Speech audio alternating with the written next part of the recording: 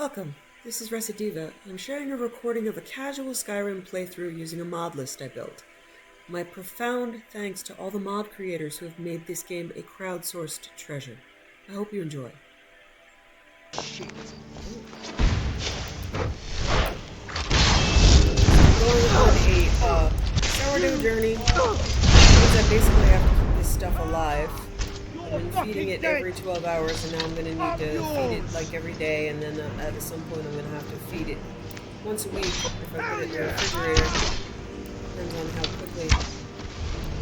how much bread we make. But I love sourdough, and I haven't had starter. On Amazon, you can go and buy starter, and there was one called like Black Death or something that cracked me up. It's like a 400-year-old starter. I bought the San Francisco sourdough starter. Yeah, this is gorgeous. So I am making. I just went to go feed the batch a little bit ago. It's up to 4 cups. So I used 2 cups of the starter to make some sourdough bread. We'll see how that goes. My go-to bread is cheese bread. It's like a cup of sharp cheddar in with the bread dough, with truffle salt and black pepper. It is so good. So on the bread making kit. I mean, I make bread a bunch of different ways, but I find that the bread maker is the easiest. It's not the best. It's not the best shape. It's not the best slice, but boy is it easy. No, please don't run. Stop. We are your friends. Could have gone worse, I suppose. So, I tried making like a braided wreath last week, but it's difficult to cut. It gets cut into wedges. It's very pretty bread, but it's a pain to make. So I tend to start with very, very elaborate recipes and then work my way to how easy can I make it while still yummy in an efficiency sense.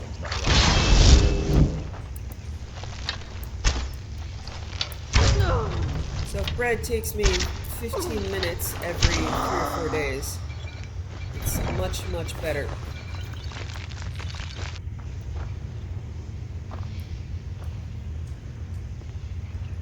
Okay, so yeah, we eat a lot of bread, and then the bread starts, like, people get sick of bread, and then I remember to make bread, and I have a cool, like, manual bread slicer. I'm terrible at slicing it.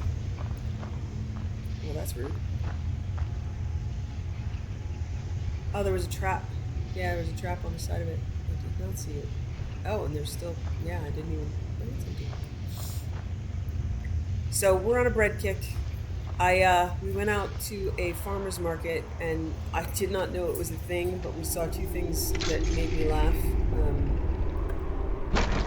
One was toe jam, T-O-E. So I think that's tangerine, orange, and I don't know, something to make the acronym of toe, and it didn't sound all that great. It sounded pretty nasty, really. So now I can turn this stuff into Gunmar and Serene. I finished a quest for Isran that was bugged and turned it in. He told me to speak to Gunmar. And so I have 2 things for these guys. We're going to turn them in now. But the other one that I liked was frog jam. And I bought some of that. That's fig, raspberry, orange, and ginger. And that was really good. And apparently that's like an Amish honeymoon thing. You have frog jam. Now that's done.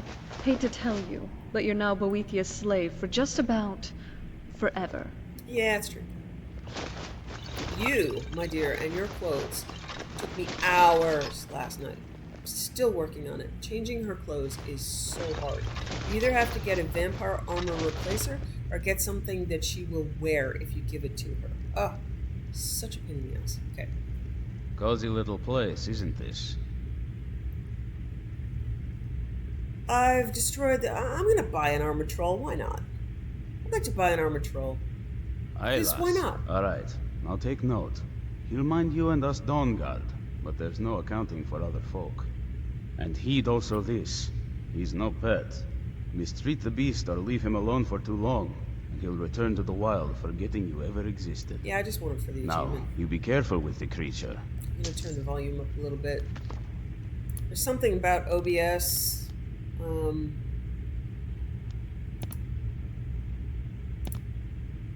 No, master's up as high as I can go. I need to turn up my actual monitor, my computer volume. There's something about OBS that mutes volume. I don't know what it does. So there's about a quarter of a slider difference between playing with OBS on and playing with it off. Why do I have music? Oh, music's low, but it's not off. Okay. Hey, Gunmar. Don't go if you. This is fine for now, but we can't stay holed up here forever. Actually, you kind of can. Our sense of what's right is what separates I'm us not from gonna the kill you. vampires. Don't forget that. Not this time. Y'all are dying next time with my vampire guy. I've destroyed the Nightmare Vampire at Nightmaster Vampire at Boulder for All Cave. Excellent. That's one less beast and nest of broodlings we needn't worry about any longer. Good luck. Hey, baby. Hi. Troll. Follow me.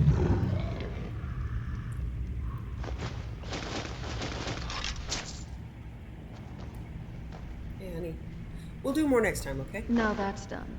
Hate to tell you. Yeah, you hate but to you're tell now me, but you're gonna Boethiah's tell me slave every time I for talk just to you, huh? about forever. Alright, now Serene. I don't know where she is. Alright. Troll. It's like traveling in the damn shadows sometimes. How do you move about so Can't you hear all that auto loot noise? Hope you're getting along with Isran. He'd take some getting used to. I'm back from Chuanzhou with the dwarven crossbow schematic. You never disappoint. What have you got there? Is it really? It is! I was hoping we'd find this. It's a diagram for a Dwemer crossbow. Much more sophisticated and powerful than the ones we use. Here, let me show you how it's made. Assuming you have the smithing skills, you should be able to make this yourself at Gunmar's Forge. Either way, I'll have some for sale soon. What can I do to help? All right, one more set of Dwemer plans to go. Okay, one more set. That's it. So They'll these be aren't sad when radiant. we're done This collecting is these. actually a thing. Who knows, though? Maybe more plans will turn up in the future. But I can't wait to see these drawings. Go on, get out of here. Farewell.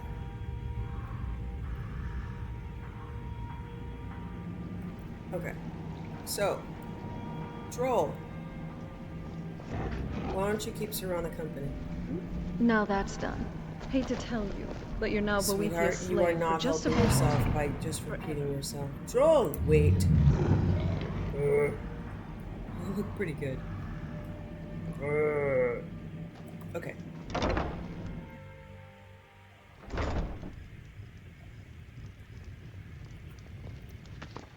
So the only problem with the frog jam that I have is that they left the seeds in the fig and the raspberry. You shouldn't do that, folks. So I'm either gonna have to get used to seeds or make my own. But I mean, I don't have to go back to that farmer's market. There's apparently you can buy a ton of different frog jams and on Amazon, which is kind of hilarious. A fight?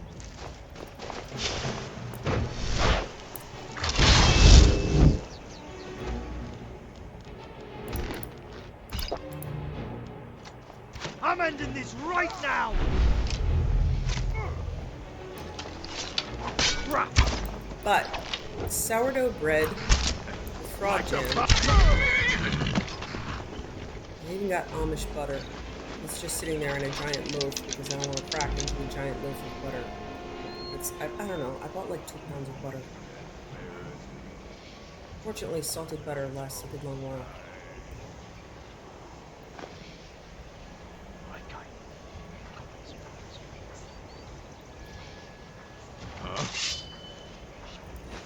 Beautiful sunrise. Found you. Like a wish they had like a bound crossbow spell. That would be very cool. Victory is yours. I submit. Victory is yours. I don't think he was submitting, baby. Oh, also, I like upgraded Kaidan's sword. Now it's got like ENB glowing blue. He does say his favorite color is blue. So now he's got this amazing Oblivion set with this just majestic as fuck cloak. And blue glowing blade. Years down the orc. He looks really good. Tried another male follower. But none I think it was know called Turalian, not something for like that. show. It's Someone. Altmer follower. Good voice, but just procedurally not okay. If you have him travel with Kaidan, he actually tries to emulate Kaidan's voice, and that's bad to have those conversations when they talk to each other. Because, yeah, obviously, Altmer traveling with Kaidan. But I was like, that's cool, they can interact. But, oh, it's not good. And also, the model is so tall. With me being a Bosmer, like, his head is cut off of just about every conversation at the top of the screen. It's not good. I really like them, but we had to go. Unfortunately, what is this with this weird crack in the snow? Seasons, procedural weirdness. What a shame. Yeah, winter is the most problematic of all of the seasons. Which is weird, because shouldn't it be the easiest, considering that's the baseline?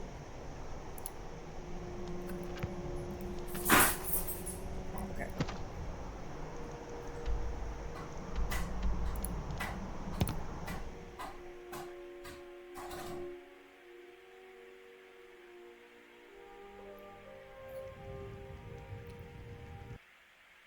Oh, and I crashed. Oopsies.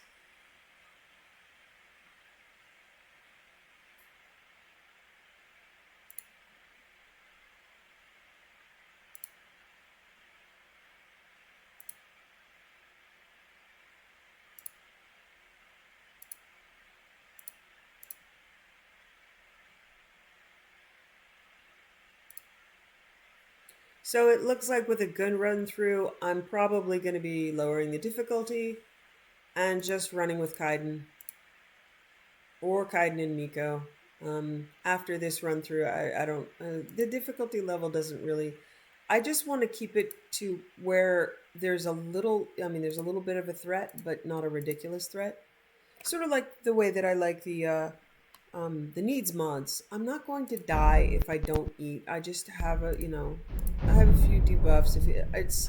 It's just a much more casual thing. Again, like the idea is that I'm going out for a nice dinner and I'm having fun with my game, not going on a breadstick eating foray. Let's see how far this put me back. And my bad guy is settling down to traveling with Vayne and Serana. I've tried out the other followers. Vayne is the best suited to his personality. So, and she's a great voice actress. So much fun. So, although she certainly doesn't have as much interaction as Kaidan. Oh, I have to go. I'm not too far back. Okay. She's hot and quiet, and what she does says is funny and awesome. So, I might try in my good run through having Kaidan and Eric the Slayer, because with the new update, oh look how beautiful, with the new update of Let me save now in case the location's making me crash, but I can't really see how that could be. I don't think they dynamically change the location anymore. Apparently there's a lot more conversation with Kaidan. And I broke down and again put in Pinot, which is like this really weird mushroom follower in the Kaidan mod. It just looks like fun. Like you can actually, Pinot is a mushroom. You can actually have like C3 Pinot and all these like the psychedelic Pinot, all these different colors on them. And what I really like is he's got a little goat mount named Ulfric Stormgoat. And that's awesome. Who wouldn't want to have Ulfric Stormgoat? Now that's done. Hate to tell you, but you're now Boethiah's okay. slave for just about I get it. forever. Cozy little place, isn't this? I've destroyed the Nightmaster Vampire at Boulder Fall Cave. Excellent. That's one less beast and nest of broodlings we needn't worry about any longer. Oh, I'm this far back. Okay, I have to do this all together. Oh, okay. By the armored Aye, troll. lass. All right. Okay. I'll take note. He'll mind you and us Dawnguard, but there's no accounting Yes, for sir. other folk. Hope you're getting along with Isran. He takes some getting used to. You never disappoint. Here, let me... Assuming you have the smithing skills, you should be able to make... All right. One more... I think I'll be... But I can't wait to see these drawings. Go on, get out of here.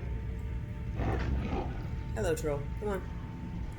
You and Serana can talk about Boethia, okay? Try to dissuade her from mentioning it Now every that's done. time. Yeah. Hate to tell you, but you're now Boethiah's slave for just about forever. Okay. It's like trouble. I think in vanilla, that troll will wait for about 3 days, and then we'll despawn, which is okay. I just really want to buy him for the achievement. Shadows. As far as I know, that should put a troll in the Hall of Wonders, How do you move the about? Legacy of the Dragonborn Museum. So I haven't really played with Pinot much because mostly I'm just doing the clothes. And I'm doing my bad guy, which means mostly I'm dressing up women NPCs right now. And Serana is my biggest struggle because I need to find an outfit that has better stats than her. So the way the game works is a character in the game is given a basic outfit set. Now her basic outfit set is Damn. save again. Is the Royal Vampire Armor. Now there are a bunch of replacers for it, but a lot of them are old and they don't have like SMP awesomenesses. So next to like someone like Vane, who has this amazing face and amazing voice, she's looking a little raggedy.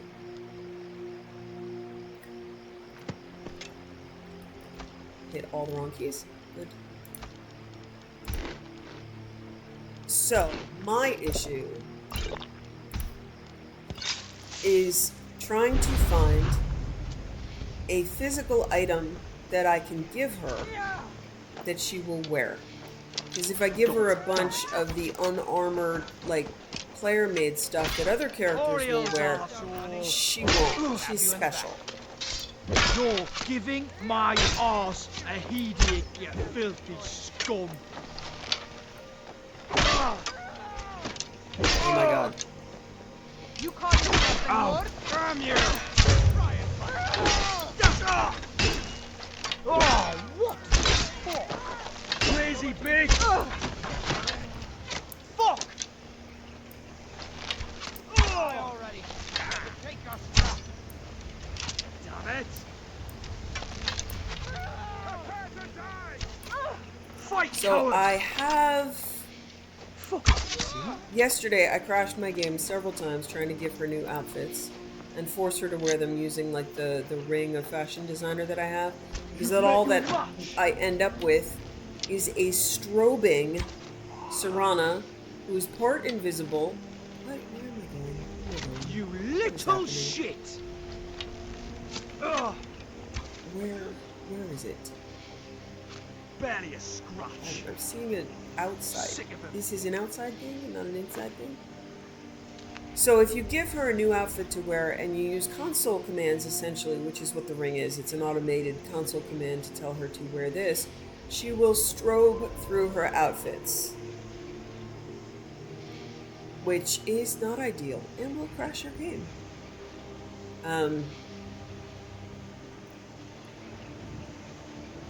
So what I have to do is to... She has a replacer, but it's still not as good as what I actually want her to wear. So I'm going through sets of SMP gear, and I finally found one that has like light... Oh, it's all the... Is it probably up there? Okay, so I have to go through here. So. I have to give her light and heavy armor options so that she is... Because I remember in my vanilla game, if you give her dragon scale armor, she'll wear it. So that's the trick with her, is getting her to voluntarily give up her gear instead of strobing. Okay, this is... I don't know. I'm trying to find a door.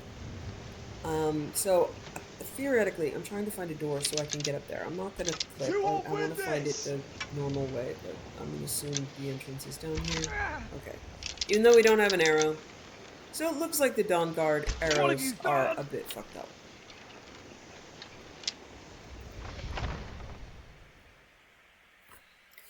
So hopefully...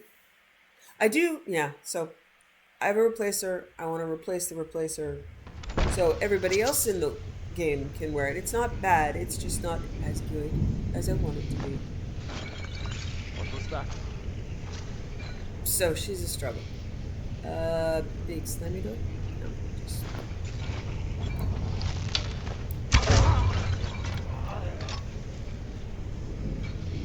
So I found a few really cool sets, tried them out on my main character, and even though on my main character some of the first person body isn't great, it won't matter on an NPC. I hope I won't see the seams and arms. So this way, everybody looks good.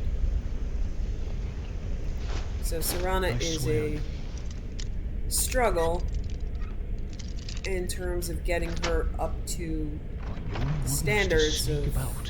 Because you know I can't think straight seeing you move like that.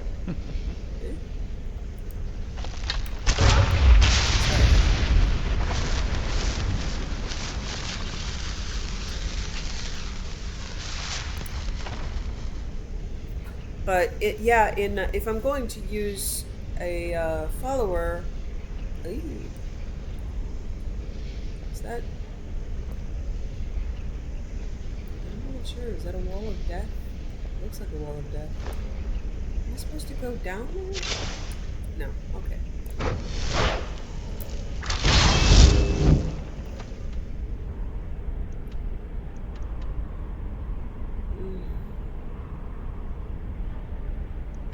Okay, it looks like I haven't been up here, so I'm gonna try...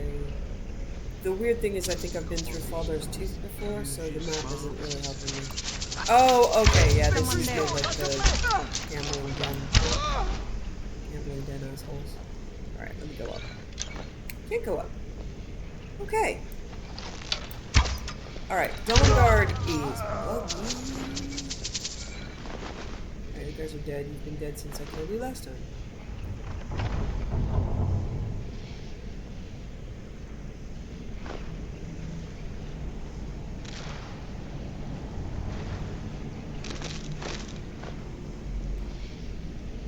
Oh, frustrating.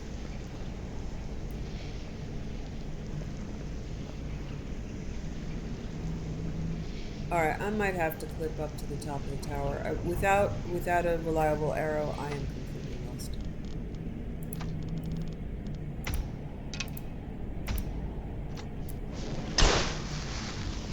So I'm just gonna, it's probably gonna take me right back outside where I came from.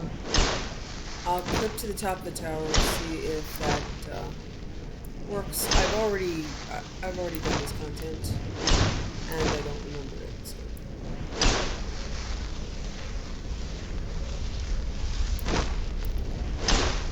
So with both my vanilla, I mean my good girl and my bad boy run-throughs, they both go get Serana like first on because I want to give the Serana dialogue add-on mod its best chance. So as you've noticed, if you pick up Kaidan later, their scripting just gets bugged. They don't really know where they are in the quest, and when you go to talk to them again, they just catch up on everything at once. Like things that you did 3 months ago, they suddenly have a very strong reaction to. Alright, I'm gonna clip right now. I don't know how else to do this. I can't find my way through I there am in no mood for to this save shit. my life. Or to save my interest in doing this. Hey, Petey. Alright, Petey wants to be pet. Let me use that hand right there for a little while. He really liked Throne and Liberty mostly because I'd spend like an hour fishing, which means I only need one hand. So I could pet him for like an hour with the other hand. He really liked that. But Skyrim's a bit more intensive, little buddy. Yeah, that's a lot of stuff in that chest, huh? Okay, return to sorting.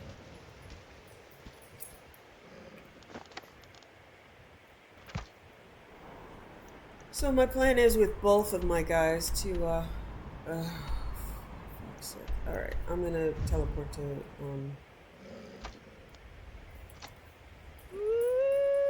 what the hell? How is there a wolf up here? What the hell?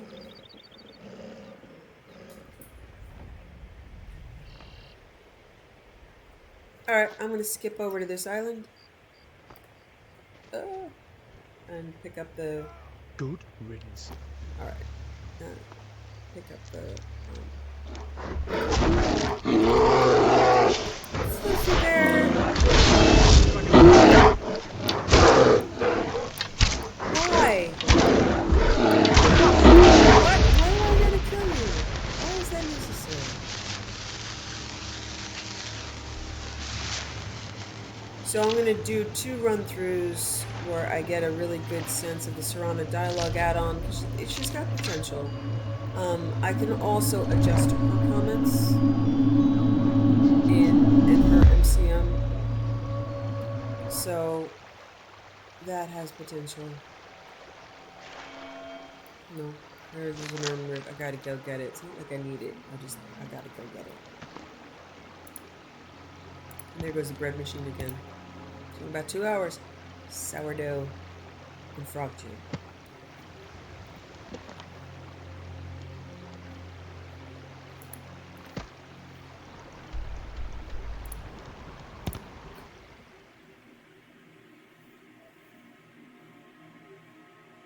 Oh, I did look up, Veilguard launches at noon. So noon tomorrow. I'm on. I am doing the thing.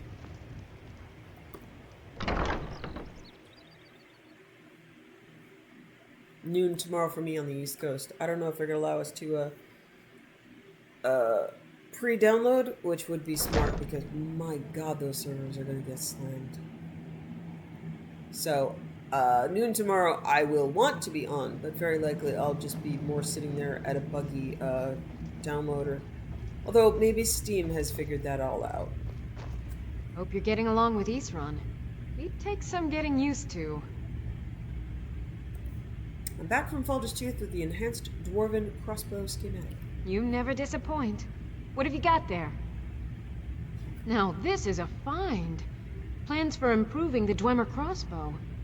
This should add some extra punch to an already devastating weapon. Here, let me show you how this works. I'll have some for sale soon. What can I do to help? Speak with Gunmar. He has something for you. Until next time. Okay.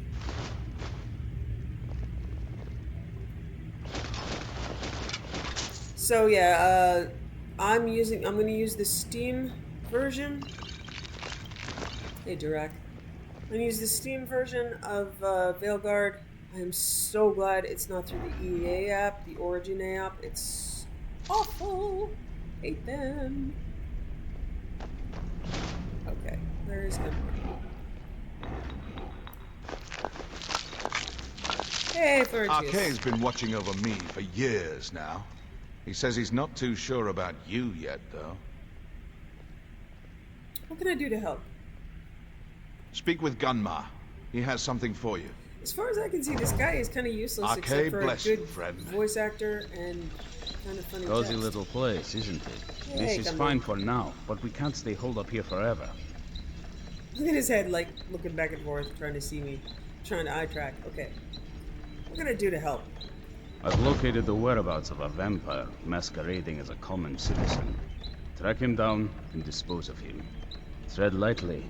The law is unaware of the danger. We will treat you as a criminal if you are caught. What's the vampire doing? Vampires enjoy stalking their prey. Passing among us undetected emboldens them, makes them feel powerful, untouchable. But we'll put a swift end to that. Okay. The light be with you. I think we're in Radiant. Yeah, Gunmar has sent me to blah. So hide and seek is a Radiant thing. Let me just double check.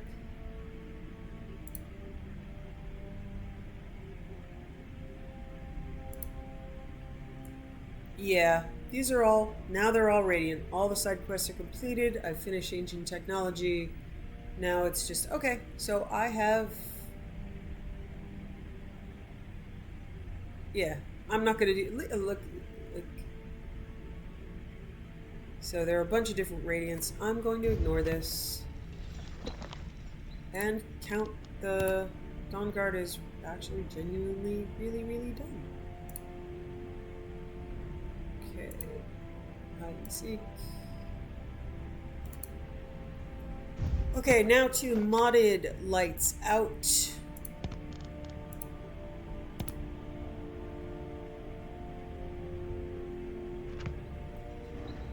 I should probably May your next fight take a be bath perfect. and a nap. Considered a crime in every hole. And it's one I'd gladly pay any bounty to see again. No automated.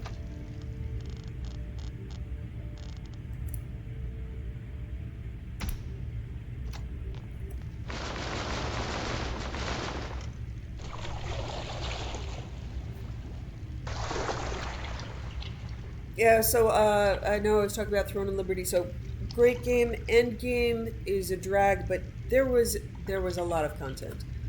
So there's a lot to do, and if you're really creative, it won't turn into that much of a grind. But I did a lot of the grind. So I probably won't be playing much of that until a new expansion, which it looks, like they're on it. They're going to do it. I would happily jump back on board to do more questing and storyline. Hate the grind, hate the economy. I really hate the economy.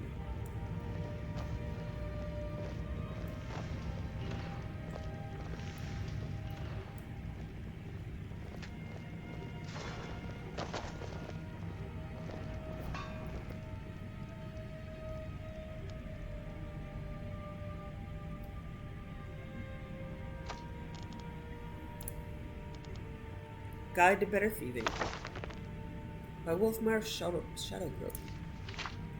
So you want to make it as a cut purse. You want to live the life of a criminal, always one step ahead of everyone and pockets brimming with septums. Maybe it appeals to you to try to earn a living by robbing some wealthy merchants or extorting your local shopkeepers. Let me give you a bit of advice. Don't bother. For every skilled thief I've met in my day, I've seen 20 who thought that they had what it took but ended up rotting in jail. But if you're anything like me, you don't listen to advice. You do whatever you want, and never let anyone else tell you otherwise. To oblivion with the risks. All that matters is the coin. Sound familiar? If it does, then this book might just teach you the difference between acting like a petty thief and a master criminal. I know what you're thinking. Who's this Wolfmare? Who does he think he is telling me how to be a better thief? What makes him an expert? Simple. Maybe you've heard about that heist in Mournhold, when Queen Barensia's coronation crown went missing. Perhaps the tale of an Elder Scroll goes missing from the White Gold Tower reached your ears. That's right. It was yours truly. I've done just about every kind of job you can imagine, and I've got the septums put away to prove it. How else could an ex-thief find the resources to publish his own book? Now that I have your attention... Oh, Vandal's here now. Hey, baby. Yeah, I'm just reading, so you can have one hand, but not both hands, because I need to turn pages, okay?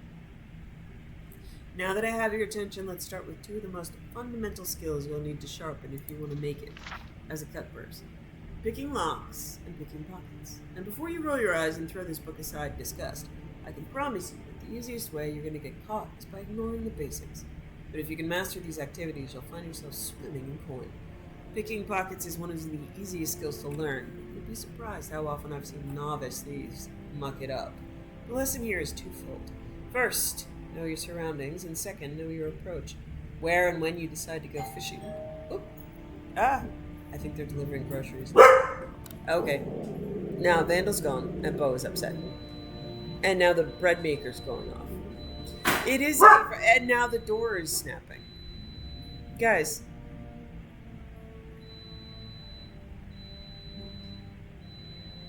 See, this is why I record this stuff. Normally I'm going to cut it out, but I'm just going to leave this in. Pete is now moaning. Bo is now growling. I'm just going to leave this in. Finish my book. Where and when you decide to go fishing is just as important. Oh, I did at least put my phone on vibrate, so it's not like going off every second, but I'm missing all of my notifications. Where and when you decide to go fishing is just as important as who you choose as your mark. Follow them a while. There's never a need to rush. Wait until they're somewhere isolated and out of earshot of any guards. But most importantly, always know when to let the mark go. Getting pinched simply isn't worth the risk. There'll always be plenty of other marks to come along with your pockets full. As far as the approach goes, don't drop into your crouch until you're completely out of the mark's view, directly behind, and preferably posting them. Don't spend too long deciding what you lift either. Good thief should be able to hit a mark and make off with something valuable in less than 5 seconds. Last of all, applying this trade at night will greatly reduce your chances of getting caught. If you have no other choice and you just have to do it in the daylight, just make sure you aren't out in the open. Lockpicking is an... Oh, and now my laptop fan's going. Guys, I'm sorry. But this is the state of the world. Lockpicking is an art form that takes years to master. The important thing to remember is that no two are alike, each one behaving completely differently. As long as you keep your wits about you and your patience, you'll find them easier to defeat. Than you'd initially expect. Good picks are always essential. Make sure you have plenty of them tucked away in your pockets. Always take your time and keep a light touch on the picks. When tumblers begin to fall into place, you should feel the pick tremble ever so slightly. This means you're near the sweet spot. Slow down at that point and only move the picks with the finest touch.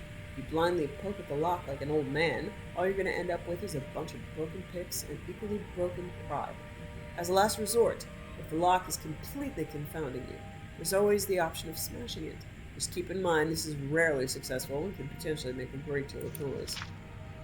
By using my techniques, I'm not merely suggesting you'll be a successful thief. I'm giving you a solid guarantee.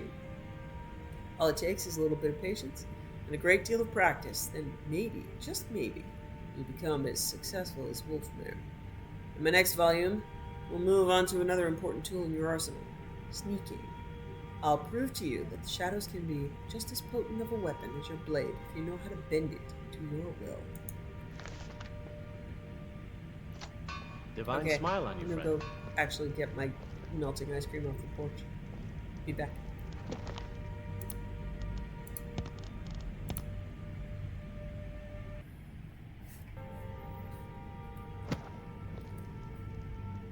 A couple things that cracked me up. I saw it's a beautiful day. My ice cream was melting, but I rescued it. Our Halloween decorations include, you know how people have like garden gnomes and lawn flamingos? We have zombie garden gnomes and zombie lawn flamingos, which just crack me up every year. I love them. Also, my son put on the list like Utz sour cream potato chips, which are very unique to this area. I was talking about Amish food before, the big Amish influence in Pennsylvania and New Jersey, and lots of farm culture. Again, Garden State, it's true. So he put Utz potato chips, and I hadn't had them for like a year. I hadn't thought about them. I haven't really had potato chips, and was like, wow, that's a really good idea. So I put like 5 more packs. So I'm like, where am I going to put all these potato chips? What was I thinking? I'm like, I was not thinking. I was like, yeah, that sounds great. No. Okay. Under Rislav the Righteous. By Sinjin. Like all true heroes, Rislav Lerch had inauspicious beginnings.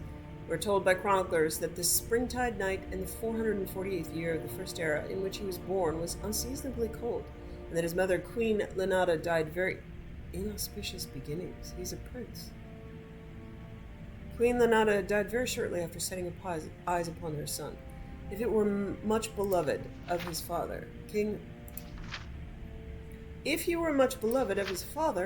King Morris of Skingrad, who already had plenty of heirs, 3 sons and 4 daughters before him, the chroniclers make no mention of it. His existence was so very undistinguished that we hear virtually nothing of him for the first 20 years of his life. His schooling, we can suppose, was similar to that of any spare prince in the Colovian West, with Aeliad tutors to teach him the ways of hunting and battle. Aeliad tutors? Okay, I get really confused with the history.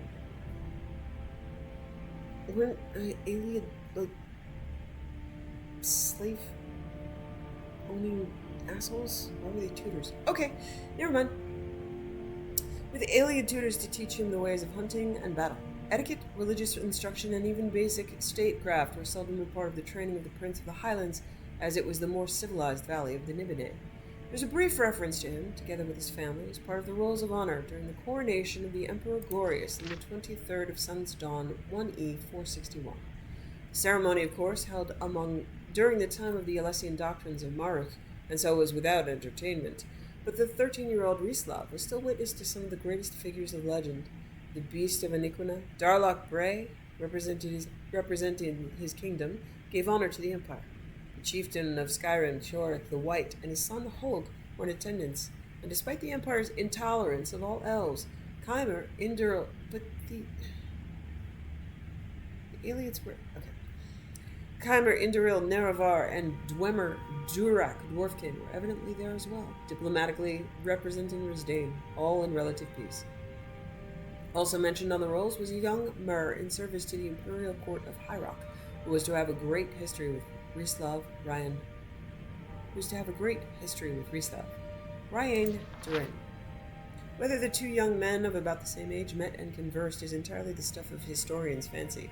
Ryan is spoken of in praising words as a powerful landowner, eventually buying the island of Balferia in the Iliac Bay, and gradually conquering all of Hyrok and large parts of Hammerfell and Skyrim, but Rislav is not heard of again in history books for another 17 years. Can only offer supposition based on the facts that follow. Children of kings are, of course, married to the children of other kings to bind alliances. The kingdoms of Skingrad and Kvatch skirmished over common territory throughout the 5th century, until they reached a peace in the year 472. The details of this account are not recorded, but since we know that Prince Rislav was in the court of Kvatch 6 years later, as husband to Belene, the daughter of King Justinius, it's fair to make an educated guess that they were married, then, to make peace. This brings us to the year 478, when a great plague swept through all of Cyrodiil and seemed particularly concentrated in the independent Colovian West. Among the victims were King Morris and the rest of the entire royal family in Skingrad. Rislav's only surviving elder brother, Dorald, survived, being in the imperial city as a priest of Maruch. He returned to his homeland to assume the throne. Of Dorald, we have some history. The king's second son, who was slightly simple-minded and evidently very pious.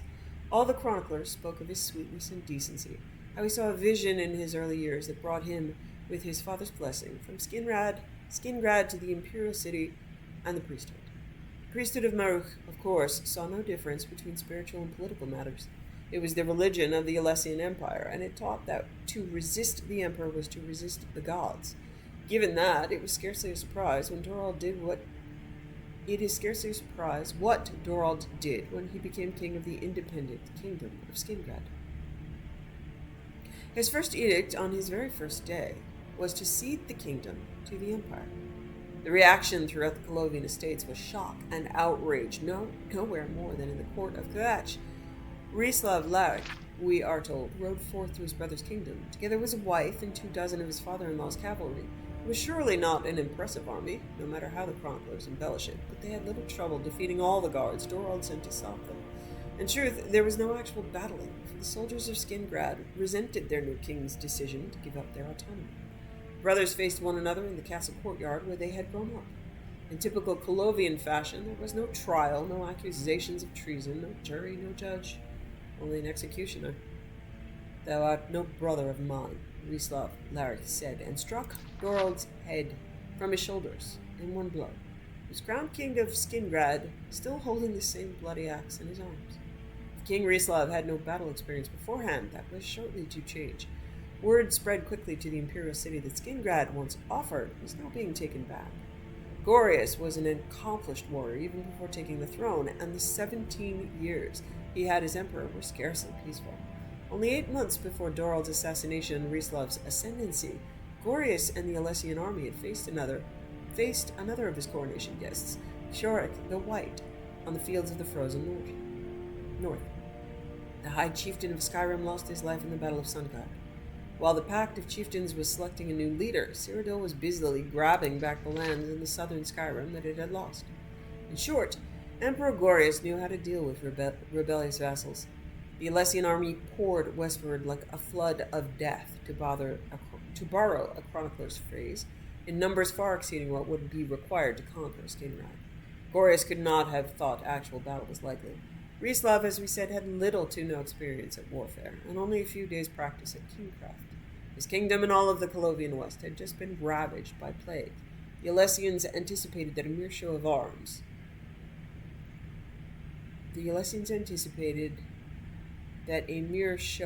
arms...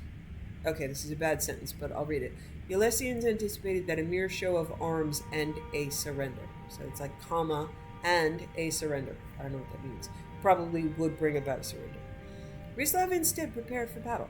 He quickly inspected his troops and drew up plans. Chroniclers, who had heretofore ignored the life of Rislav, now devote verse after verse describing the king's aspect with fetishistic delight. While it may lack literary merit and taste, we are at least given some details at last. Not surprisingly, the king wore the finest armor of his era, as the Colovian estates then had the finest leathersmiths, the only type of armor available in all of Tamriel. The king's Klebanian mail. I don't know what that is. The king's Klebanian mail, boiled and waxed for hardness and studded with inch-long spikes, was a rich chestnut red, and he wore it over his black tunic, but under his black coat. The statue of Rislav the Righteous, which now stands in Skingrad, is a romanticized version of the king, but not inaccurate, except for the armor represented. No bard of the Colovian West would have gone to the market so lightly protected. But it does, as we will see, include the most important accoutrement of Rislav, his trained hawk and his fast horse. The winter rains had washed through the roads in the south, sending much of the west fields spilling into Valenwood. The emperor took the northern route, and King Rislav, with a small patrol of guards, met him at a low pass of what is now known as the Gold Road. The emperor's army, it is said, was so large that the beast of iniquity could hear its march from hundreds of miles away. But despite himself, the chroniclers said, he quaked in fear. I can imagine someone interviewing him. Did you quake in fear, beast of iniquity? Rislav, it was said, did not quake. Perfect politeness, he told the emperor that his party was too large to be accommodated in the tiny kingdom of Skingrad. Next time, Rislav said, write before you come. The emperor was, like most Alessian emperors, not a man of great humor, and he thought Rislav touched by Sheogorath. He ordered his personal guards to arrest the poor madman, but at that moment the king of Skingrad raised his arm and sent his hawk flying in the air. It was a signal his army had been waiting for. The Alessian were all within the pass, and within the range of their arrows. King Rislav and his guard began riding westward as fast as if they had been kissed by the wild Kinnereth, as the chroniclers said. He did not dare to look behind him, but his plan went faultlessly. The far eastern end of the pass was sealed by rolling boulders, giving the Alessian no direction to go but westward. The Skingrad archers rained arrows down upon the Imperial army from far above on the plateaus, remaining safe from reprisal. Furious, Emperor Gorius chased Rislav from the Weald to the highlands, leaving Skingrad far behind, all the while his army growing steadily smaller and smaller. In the ancient highland forest, the Imperial army met the army of Rislav's father-in-law, the King of Kaidan. The Alessian army likely still outnumbered their opponents, but they were exhausted, and their morale had been obliterated by the chase amid the sea of arrows. After an hour's battle, they retreated north to what is now the Imperial Reserve, and from there, further north and east, to slip back to nurse their wounds and pride in Nibene. It was the beginning of the end of the Alessian hegemony. The kings of the Colovian West joined with Kavach and Skingrad to resist imperial incursions. Clan Durrani under Grayan was inspired to outlaw the religion of the Alessian reform through his lands in High Rock and began pushing into imperial territories.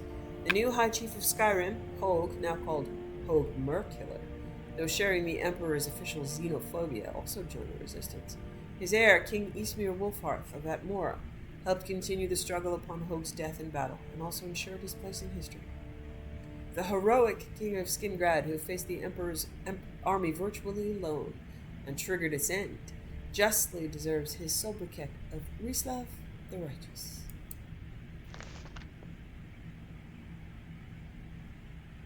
The Legendary Sanctuary by Mater Chapel.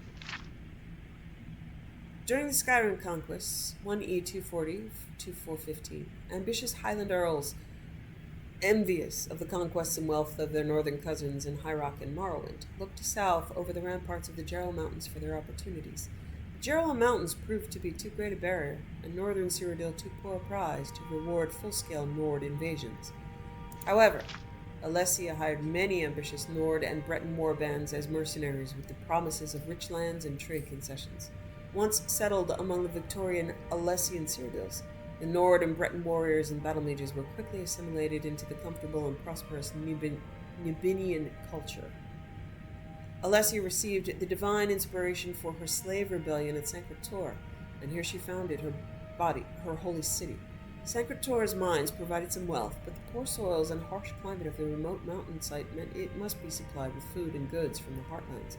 Further, located on one of the few passes through the Jarls, its fortunes were subject to the instability of relations with Skyrim. When relations were good with Skyrim, it prospered through trade and alliance. When relations were bad with Skyrim, it was vulnerable to siege and occupation by the Nords. With the decline of the Alessian Order, circa 1E 2321, the seat of religious rule of Cyrodiil moved south to the Imperial City. But Sancretor remained a mountain fortress and major religious center until the rise of the Septim dynasty. In 2E 852, the city was suffering under one of the periodic occupations by Skyrim and High Rock invaders. King Kulakan sent his new general, Talos, to recapture the city and expel the northern invaders. During a siege, Sancretor was destroyed and abandoned. Realizing the strategic weakness of the site, General Talos, later Tiber Septim, resolved to abandon Sancretor, and during his reign no effort was made to rebuild the city or citadel. Alessian historians assert that Sancretor was magically concealed and defended by the gods. Records of Sancretor's repeated defeats and occupation by northern invaders gives the lie to this assertion.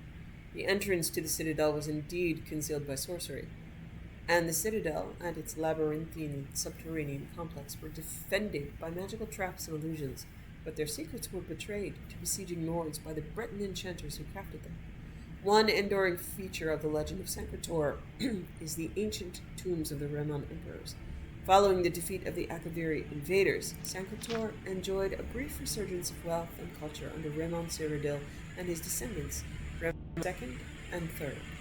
Tracing his ancestry to St. Alessia, and following the tradition that St. Alessia was buried in the catacombs beneath Sancretor, Remon built splendid funerary precincts in the depths of the ancient citadel underpassages. Here the last Remon emperor, Remon II, was buried in his tomb with the Amulet of Kings. During the sack of Sancretor, General Talos is said to have recovered the Amulet of Kings from the tomb of Remon III. Theologians ascribe the long centuries of political and economic turmoil following the collapse of the Remon dynasty to the loss of the Amulet of Kings, and associate the renaissance of the Cyrodiilic emperor in the Third Era with Tiber Septim's recovery of the amulet from Remon III's tomb. Sanctuary is laying in ruins since the beginning of the Third Age, and the surrounding region is virtually uninhabited. Now all communication with the north are through the passes of Coral and Bruma, and Sanctuary's citadel and underpassages have become the refuge of various savage goblin tribes. Okay, there's a footnote. There is a competing tradition that St. Alessia is buried at the site of the Temple of the One in the Imperial City. The actual resting place of St. Alessia is unknown.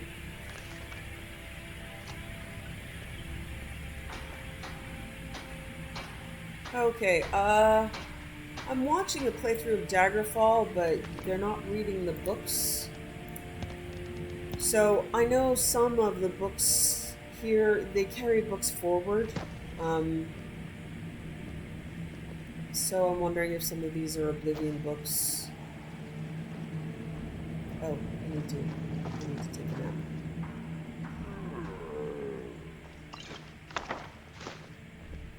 Where are the nap places? This looks like a library, huh? Need something? Yeah, just take a nap.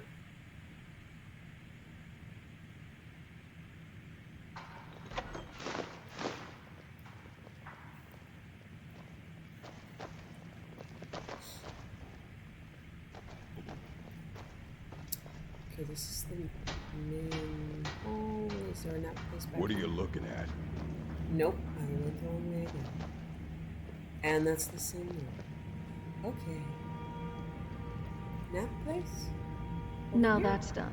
Hate to tell you, but you're now Sweetie, Boethiah's slave for You've just got about... to stop it. You're not making me want to take you with me next game. You're hard to dress. Have a lot of opinions that are relatively ignorant and repetitive.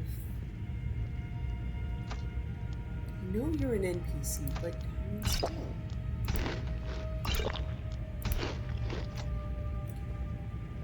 Okay, we're gonna try lights out. Now that's It done. is Hate a to tell bit. you, I'm going but to you're now ignore her. Boethiah's La slave la for la just la about- la. She's not talking about Boethia again.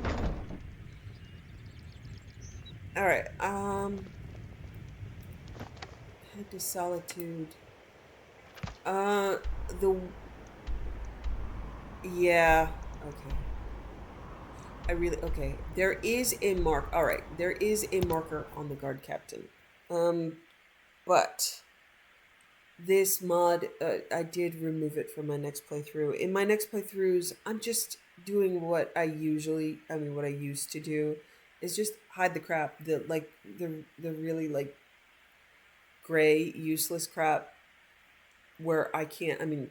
I have two characters now, one who is going to do all the good stuff and one who's going to do all the bad stuff, and both of them would be angry at being roped into doing something against their, oh wow, it's actually, there's snow on the ground. That's so cool. I'm a little busy. I've got all sorts. So with What this is it, then? completionist run through, I have True, been able I may to look the part of make dashing swordsman, choices. but I prefer the Okay. I think. Well, I know confidence, friend. Conjure me up before you have mine. Hello, lots of talkers. I think I'm going to talk to him and he's going to say you don't have any proof. Then I'm going to be sent to seek proof, but there aren't going to be arrows. God, like Whitehammer is in a better But I place might be able to than do the some Brinehammer. precog Any stuff. place better than Oh my Scotland. god, Of why the are deed. you all I'm telling you. talking I hope you find so the city in proper order, Shane. Need something? He'd be insane to drive. Sorry Ra's up to something. He wants me to help set up a shipwreck. That's quite an accusation. I assume you have proof? No, I can't prove it. Well, come back when you have some more evidence. I wonder how long he's Okay, so the way the quest will send you now is your only other option is to accept stuff from Jari Ra. My cousin's out fighting dragons, and what do I get? Okay, find evidence.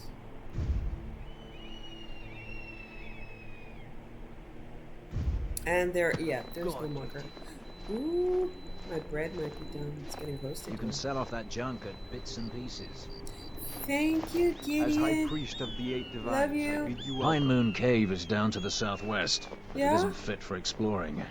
There are stories, Vampires, some say. Yeah, got anything else If to it's say, arms Gideon? or I've armor been looking you for need, you. Oh. Got something I'm supposed to deliver. Interrupted Gideon. Your hands only. Let's see here. Looks like that's it. Got to go. A note from Kelsamo of Markarth.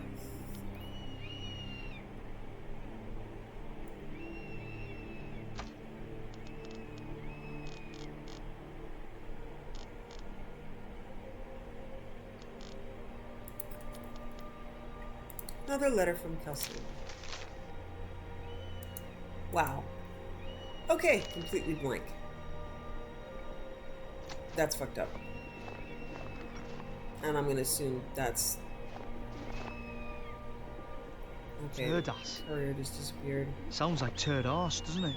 You heard Where'd of Gideon Raven's go? Car Hollow? Oh man, Cave on the Gideon's island to the gone. west. Places a roost for those foul hag ravens. Okay,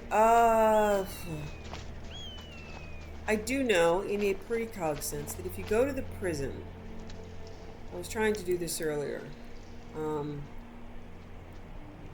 This is the temple, right? Yeah. Okay, the prison is in Castle Dur. You need to speak to... Okay, so it's exactly the wrong time. You have vanquished a great evil from Skyrim. You have saved this land. This guy has a... Need something? Yeah, he's probably done that later. This guy has a route that he takes. So what I'm going to Need do potions? is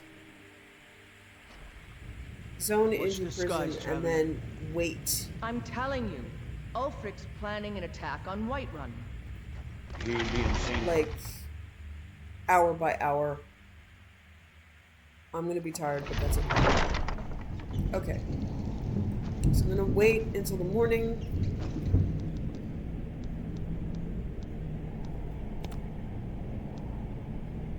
But I mean, the guy has like a house and a job and like an eating schedule. I don't even remember his name, but he's like one of the only named down here. So if I mouse over him and it doesn't actually say guard, prison guard, he's my guy. So I'm gonna kind of cheese this and try to find him this way. So everybody's gonna be named Imperial Soldier,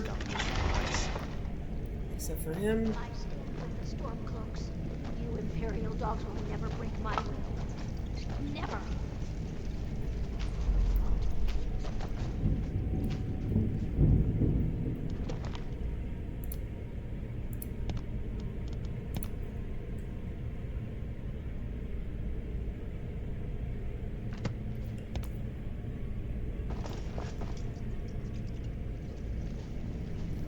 It's like traveling with the damn shadows sometimes. Mind yourself. Atar, there he is, okay. Lass. You wouldn't be a sellsword, would you? I have a little problem you could solve. What's the problem you have? I may have accidentally let a prisoner escape, the leader of one of those bandit groups. I told everyone he died during questioning, and I need you to track him down and make sure he doesn't show up to disprove that. I'll do it. Good. I'll have a sack of coin waiting for you when you Boy, get back. his gear is terrible. Okay, so Remember, I need that bandit dead, not alive. he will send me to Broken Ore Grotto, and I will go to Broken Ore Grotto and get the evidence about Jerry Rod that way. You won't get anything out of me, you filthy sons of workers.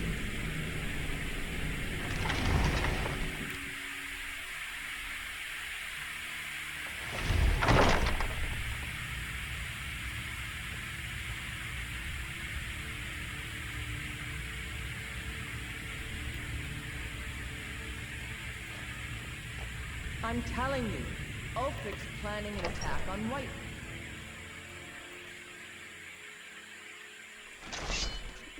Okay, I'm a little tired, Rebels but better not try coming to Hoffenheim. I'm just gonna go ahead and do this. Another quiet day, I hope. You like me?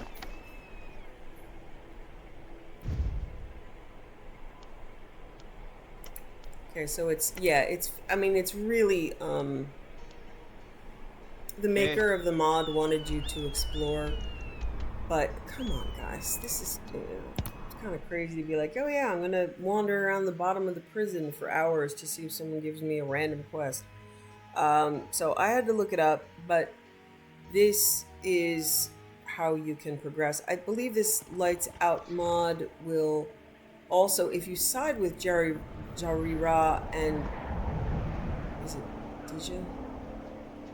I'm not sure because Dija Thoris is a fairly famous old-timey science fiction name. The Gray something. I don't remember what it was, but and then Robert Heinlein named some of his characters after that. The Grey Lensman. Dija Thoris is a character from the Grey Lensman. Look at that beautiful water. So, I might be misremembering her name. I think it's Dija, but that always sends me into Dija Thoris and DT and Robert Heinlein and Grey Lensman. And my favorite quote from the Grey Lensman talking, I think, about Dija Thoris was, "The woman could strut sitting down."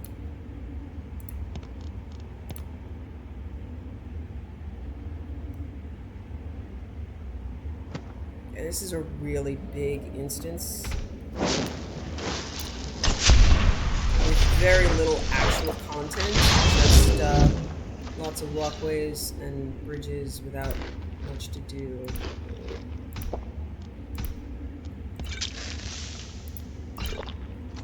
It's one of these ridiculously impractical caves that doesn't need to be this big. What was it like back when we could still make runs south of the coast?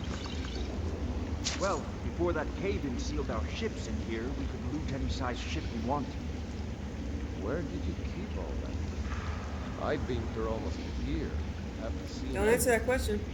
The captain had it locked away in that drowned ship by his quarters. Boy, He said it's to keep it safe. But I know he's just keeping it for himself. I'm just gonna sneak past these guys. I don't really want to murderize everybody. I just want to get to the quest objective. I never look back.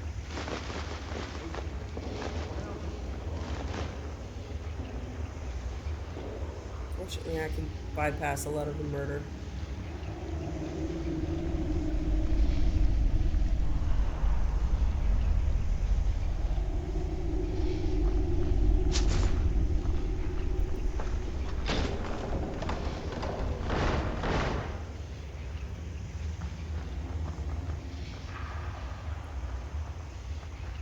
So in my new run-through, as I was saying, my bad guy doesn't want to get tricked into actually helping someone, and my good guy doesn't want to get tricked into hurting anybody. So they're both equally unsatisfied with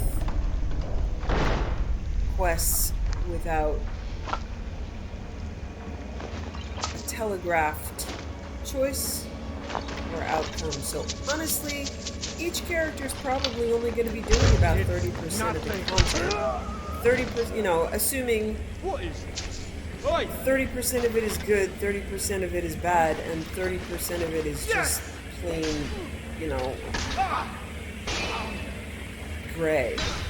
Read Hargar's journal. 8th of Evening Star, 4E200. Jarira is up to something big. He wouldn't tell me exactly. All he said was, it'll be good like the good old days before the Kaidan sealed your boats in there. Can't send our ships out here anymore. What's he hinting at? We can't send our ships out of here anymore. 14th of Evening Star, 4E200. He wants to know what loot we have saved up. I don't care what he says. I'm not telling him anything about my stash. It stays down there where it's safe. I can't imagine you'd ever jump in this murky water, let alone swim down to the sunken boat. 21st of Evening Star, 4E200. It's on. Jarira and his sister Dija, it is Dija, have something cooked up. All they need is a scapegoat. I wonder whether they'll find someone dumb enough to do what they say. There's bound to be someone out there who will. So, yeah. This way you can actually complete the quest. You really don't want to fuck with me! Because on the original Lights Out, you can't advance the quest without... You have to kill everybody on a ship. Innocent people. My bad guy, perfectly happy doing that. I mean, he's a vampire who is just really happy to go out and do anything where he can, you know, feed on the dead or feed on their unhappiness. This is just a miserable I'm bastard. ending this right now! Skyrim belongs to the North. You have a death wish? Well, I mean, by my standards, he's miserable. He's actually pretty happy with, you know. This fucking city. He's not terribly, trust his arse as far as just I a can throw him. venal individual. What am I looking for? I don't think I've gone down to the sunken ship. Probably should. He's just venal and, you know, sex, drugs, and blood is really after all he's after. Is this the sunken ship? I don't really know.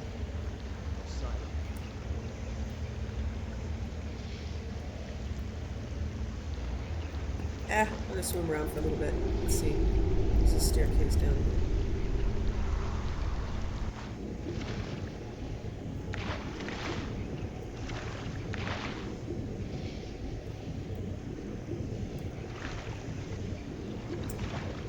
It's technically, yeah, it's not. But yeah, he's okay with the dire fish. So my bad guy is really okay. He's got his version of sex, drugs, and rock and roll. He's got Vane. Ostim is working. Sex on demand. He's got Serana and Vane. Plenty of people to eat. He's not really big on challenges, so we could just set it relatively easy for him. And he's still gonna complain that life's too hard and, you know, things made him that way. Alright, I'm not gonna look too hard for the treasure. I don't care.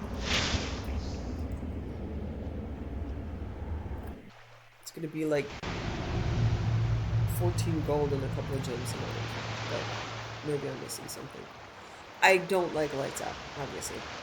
So this is one of those quests that I am going to hide for good and bad guys. Okay, says there's bad guys. Yeah, it's like a signature.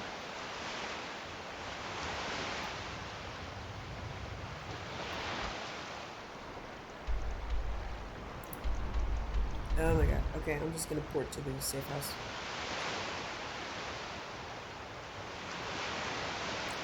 So they're both the, you know, opposite sides of the coin. He is very happy with the suffering of others.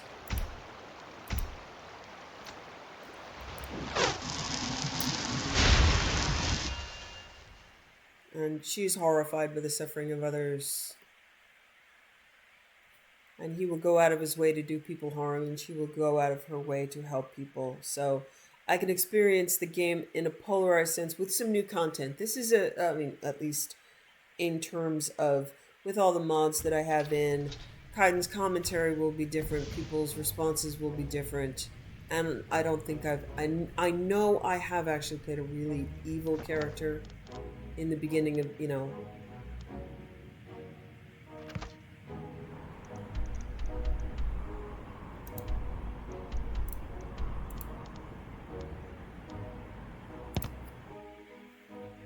I know the one of my first times around vanilla games, it was just every evil choice that was possible. But again, it's unsatisfying because it, as I said, it's not like Mass Effect where you can take a quest and then you know you can take a branching path to Renegade or Paragon. Everything is this, you know, essentially inherently what it is, and you just have to know what to do or to not do.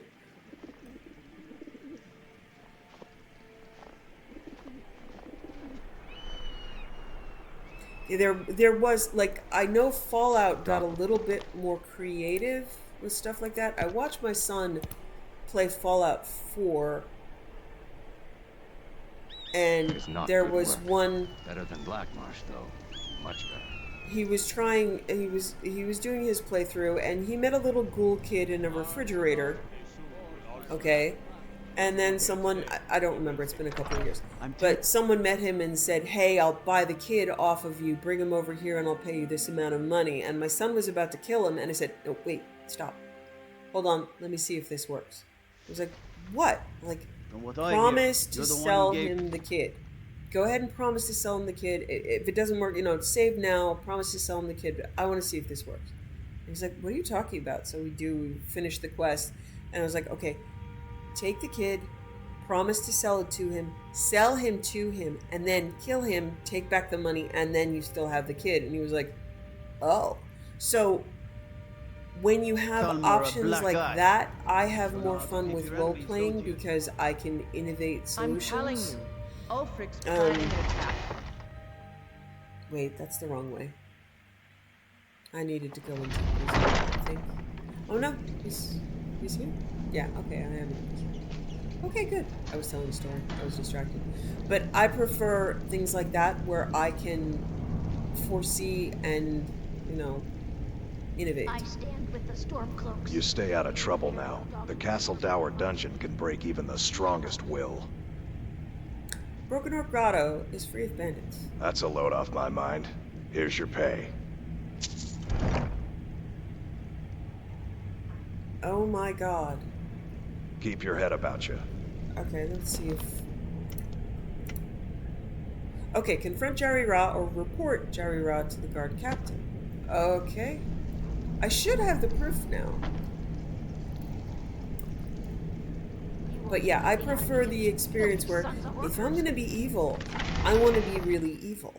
If I want to be good, I want to be really good, and I want to innovate those paths. It's deeply unsatisfying to have quests that you can't abandon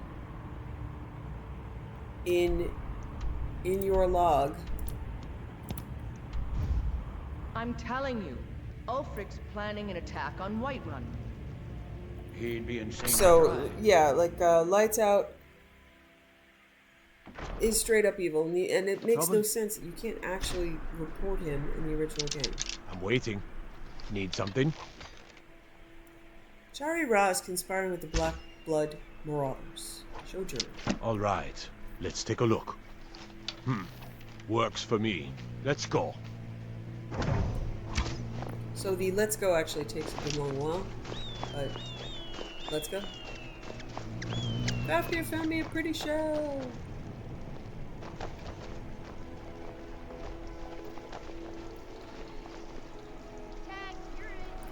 Okay, now this guy's gonna be in our way. Whatever you need, Dragonborn, just say the word. Yeah, he's not gonna be able to find a way down that ramp. Oh my god.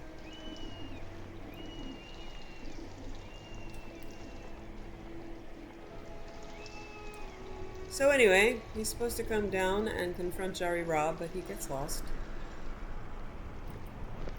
Hail, Summoner. Conjure me up a warm bed, would you? Okay. And he's gone. Okay, so he does come down here eventually. And you have here we committed go. crimes against Skyrim and your people. What say you in your defense? What? What crimes did he commit? Don't play stupid.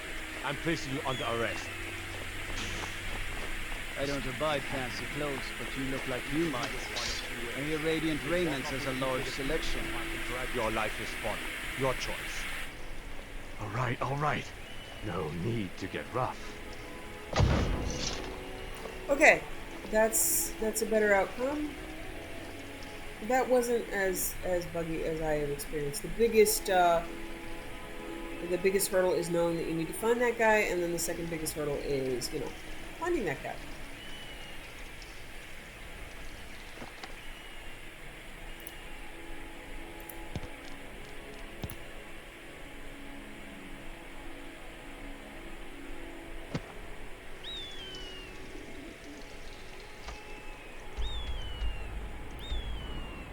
Okay, let's see if enough time has passed to talk to Marasi.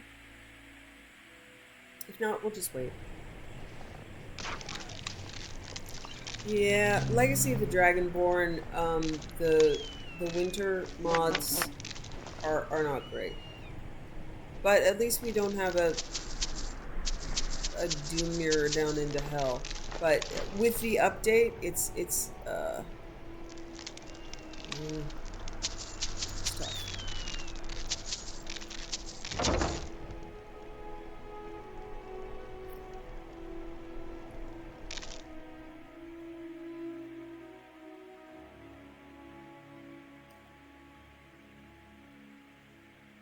Oh, they were just gonna meet me out there. Huh? Give them a couple of days. Usually I get a quest marker. So.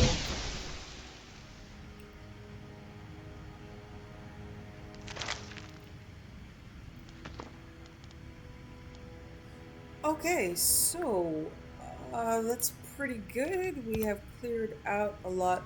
Double check the hide those feudal quests, but I mean, most of the stuff that's in here that's really not bad. Some of these are radiant. So I've got radiant for companions, radiant for dark brotherhood. This is a bugged or random Soulstime quest. This is for Legacy of the Dragonborn, and it's a remnant. You can't actually finish it. These two are slightly bugged, but I have the Tools of Kagrenak, I believe. And, or at least, or I can't advance that. Sky Shards is continuing on. This is Radiant. My treasure maps are bugged and may be forever in all things unless Legacy of the Dragonborn can come into line. The new one. Author of Mysterious Note is Legacy of the Dragonborn bugged. Ancient Fulmer Tome is bugged. Never joining the Legion. East Empire Pendants are forever. Okay, so I'm in good shape. What I have done pretty much what I'm gonna do for those. And I will, when I get the notification for Legacy of the Dragonborn, I will show up at that site. And I'm gonna finish up dungeons. And now I have the envy of artifact collectors okay. everywhere. And now I have I like it here. The Creation Club. I know that Creation Club I'm missing a lot. Like one of the biggest ones is the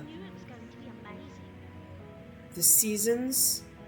There's a big dwarven cave with a lot of puzzles. So there's still a lot to do. So I'm gonna do a round of depositing and picking stuff up. Oh, something new. I think I've shown it, but I just want to make sure. This was new. It's search museum spoils. Randomly come in here and you can get some stuff. I don't know how often it repopulates. It's about every time I come in here though, so it's probably every couple of days. So some fragments, some stuff, but mostly craps, biggest lanterns, you know, hunting bowl, copper, you know. Yeah, total worth of like 100 gold, 150 gold worth of stuff. So not major, but every now and then you might get something major, so check it. Okay, see you in a bit.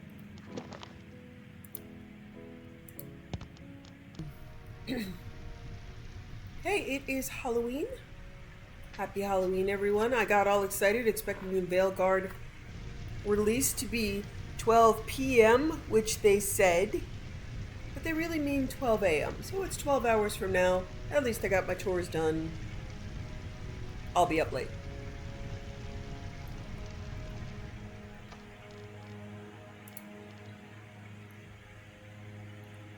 The Locked Room by poet Litumlu. Yana was precisely the kind of student her mentor, Arthkamo, despised. The professional amateur. He enjoyed all the criminal types who were his usual pupils at the stronghold, from the common burglar to the more sophisticated blackmailers, children and young people with strong career ambitions, which the art and science of lockpicking could facilitate. They were always interested in simple solutions, the easy way. But people like Yana were always looking for exceptions, possibilities, exotica. Pragmatists like Arthkamo, it was intensely vexing. The Redguard maiden would spend hours in front of a lock, prodding at it with her wires and picks, flirting with the key pins and driver pins, exploring the hall with a sort of casual fascination that no delinquent possesses. Long after her fellow students had opened their test locks and moved on, Yana was still playing with hers. The fact that she always opened it eventually, no matter how advanced a lock it was, irked Arthkamo even further. "You're making things much too difficult," he would roar, boxing her ears. "Speed is of the essence, not merely technical know-how. I swear that if I put the key to your lock right in front of you, you'd still never get around to opening it." Yana would bear Arthkamo's abuse philosophically. She had, after all, paid him in advance. Speed was doubtless an important factor for the picker trying to get somewhere he wasn't supposed to go, with the city guard on patrol behind him. But Yana knew it wouldn't apply to her. She merely wanted the knowledge. Arthkamo did everything he could think of to encourage Yana to move faster. She seemed to perversely thrive on his physical and verbal blows, spending more and more time on each lock, learning its idiosyncrasies and personality. Finally, he could bear it no longer. Very late one afternoon, after Yana had dawdled over a perfectly ordinary lock, he grabbed the girl by her ear and dragged her to a room in the stronghold far from the other students, an area they had always been forbidden to visit. The room was completely barren, except for one large crate in the center. There were no windows, and no other door except for the one leading in. Arthkamo slammed his student against the crate and closed the door behind her. There was a distinct click of the lock. "This is a test for my advanced students," he laughed behind the door. "See if you can escape." Yana smiled and began her usual slow process of massaging the lock, gaining information. After a few minutes had gone by, she heard Arthkamo's voice again call out from behind the door. "Perhaps I should mention that this is a test of speed. You see the crate behind you? It contains a vampire ancient who has been locked in here for many months. It is absolutely ravenous. In a few minutes' time, the sun will have completely set, and if you've not opened the door, you will be nothing but a bloodless husk." Yana considered only for a moment whether Arthkamo was joking or not. She knew he was an evil, horrible man, but to resort to murder to teach his pupil? The moment she heard a rustling in the crate, any doubts she had were erased. Ignoring all her usual exploration, she jammed her wire into the lock, thrust the pegs against the pressure plate, and shoved to open the door. Arthkamo stood in the hallway beyond, laughing cruelly. "So now you've learned the value of fast work." Yana fled from Arthkamo's stronghold, fighting back her tears. He was certain that she would never return to his tutelage, but he considered that he had taught her at last a very valuable lesson. When she did return the next morning, Arthkamo registered no surprise, but inside he was seething. "I'll be leaving shortly," she explained quietly, "but I believe I've developed a new type of lock, and I'd be grateful if you'd give me your opinion on it." Arthkamo shrugged and asked her to present her design. "I was wondering if I might use the vampire room and install the lock. I think it would be better if I demonstrated it." Arthkamo was dubious, but the prospect of the tiresome girl leaving at last put him in an excellent and even indulgent mood. He agreed to give her access to the room. For all morning and most of the afternoon, she worked near the slumbering vampire, removing the old lock and adding her new prototype. Finally, she asked her old master to take a look. He studied the lock with an expert eye and found little to be impressed with. "This is the first and only pick-proof lock," Yana explained. "The only way to open it is to have the right key." Arthkamo scoffed and let Yana close the door, shutting him in the room. The door clicked and he began to go to work. To his dismay, the lock was much more difficult than he thought it would be. He tried all his methods to force it and found that he had to resort to his hated student's method of careful and thorough exploration. "I need to leave now," called Yana from the other side of the door. "I'm going to bring the city guard to the stronghold. I know that it's against the rules, but I really think it's for the welfare of the villagers not to have a hungry vampire on the loose. It's getting dark, and even though you aren't able to unlock the door, the vampire might be less proud about using the key to escape. Remember when you said, if I put the key to the lock right in front of you, you'd still never get around to opening it?" "Wait!" Arthkamo yelled back. "I'll use the key! Where is it? You forgot to give it to me!" But there was no reply, only the sound of footfalls disappearing down the corridor beyond the door. Arthkamo began to work harder on the lock, but his hands were shaking with fear. With no windows, it was impossible to tell how late it was going to be. Were minutes minutes? Oh, I'm going to just change some of the tenses here. Was it minutes that were flying by, or hours? He only knew that the vampire ancient would know. The tools could not stand very much twisting and tapping from Arthkamo's hysterical hands. The wire snapped in the keyhole, just like a student. Arthkamo screamed and pounded on the door, but he knew that no one could possibly hear him. It was while sucking in his breath to scream again, he heard a distinct creak of the crate opening behind him. The vampire ancient regarded the master locksmith with insane, hungry eyes and flew at him in a frenzy. Before Arthkamo died, he saw it on a chain that had been placed around the vampire's neck while it had been sleeping. It was a key.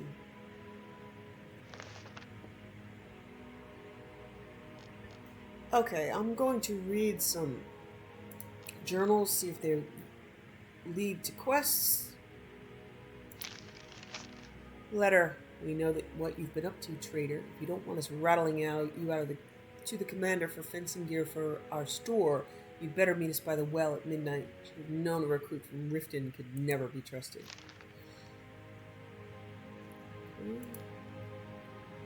Notes on the Bone Forge. While most necromancers, myself included, prefer to use whole corpses and skeletons, sometimes such supplies are not readily available. Bone Forge offers an alternative. So I think this is in the Vampire Grotto. We went in and there was an apprentice and we solved the puzzle to open up the place. I think so. The Bone Forge offers an alternative, an altar upon which you may place raw supplies and forge them whole again. Basic recipe to create a skeleton suitable for most menial tasks is as follows. 1 bowl of bone meal, 1 greater soul gem, filled. Once you place the materials on the Bone Forge, simply lay your hand on it, and your skeleton will appear before you. The Bone Forge can only sustain a single creation at a time, but it will remain with you until destroyed. I found that adding frost salts will create a bone man, a type of undead not normally found outside of the soul cairn. They're sturdier than the average skeleton and make for a good companion to assist in the gathering of supplies.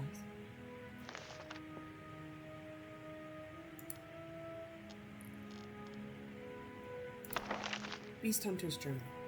After trailing the beasts for several days, I think we finally found their lair. It seems like their den is further in this cave.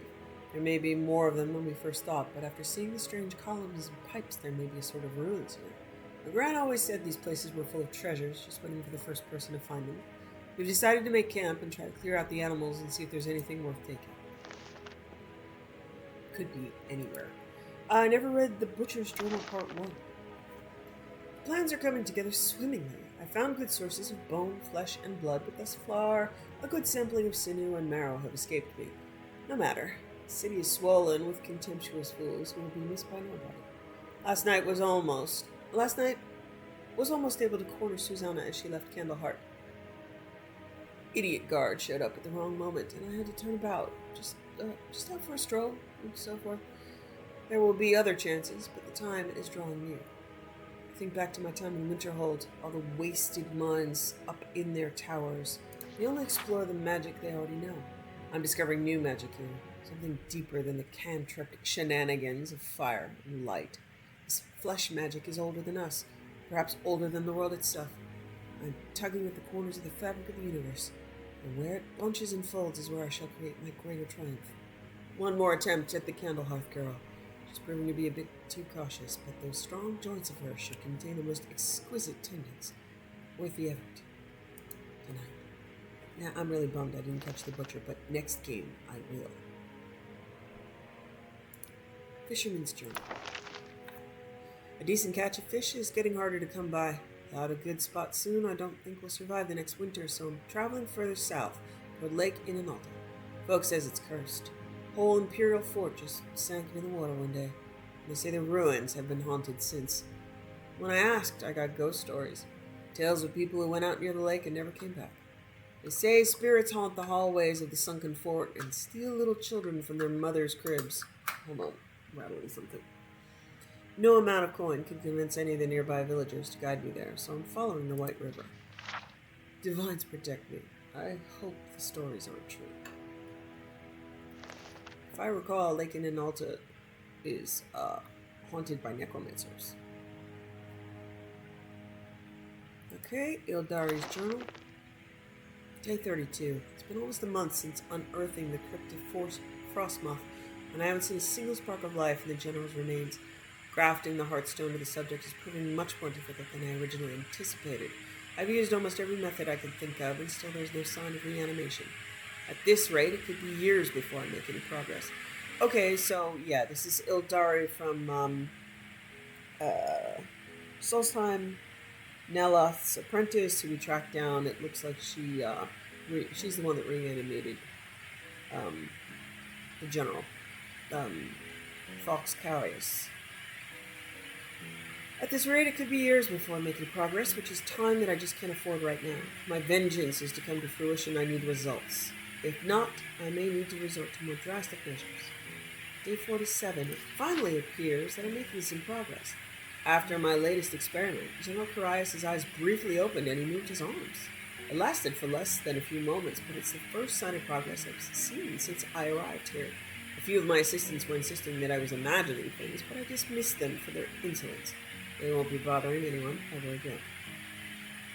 Yeah, I imagine her exit interview is a little bit rough. Day 55.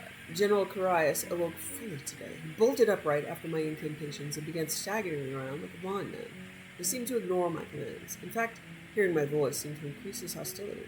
I was able to remove the Heartstone before he became violent, but this isn't a result that I expected. Even though he's able to be awakened, I feel as though the real work has just begun. Day 59. The General is still unable or unwilling to listen to my commands. He's acting increasingly paranoid and appears to have his own free will. He's convinced that I am a spy or the enemy, and I've had to restrain him to prevent him from outright attacking me. This is becoming intolerable. I'm beginning to wonder if someone with a Heartstone can be commanded at all.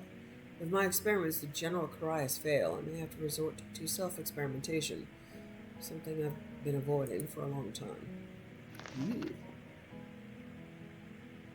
Ildari's Journal, Volume 1. Fools have taken me in. Weak, pathetic men intent on looting this ancient fortress with their crude mining. Nia is pleasant enough. I may choose to spare her when the time comes. I'm still weak from Neloth's betrayal. He promised me power and glory. He failed to mention the constant pain and the voices. By the three, I would do anything to not hear the voices. When my strength returns, I will have my vengeance upon my former master. I can feel the power of the Heartstone beating inside me. I need to find a way to tap into its power. Then he shall pay with blood, and fire, and ash.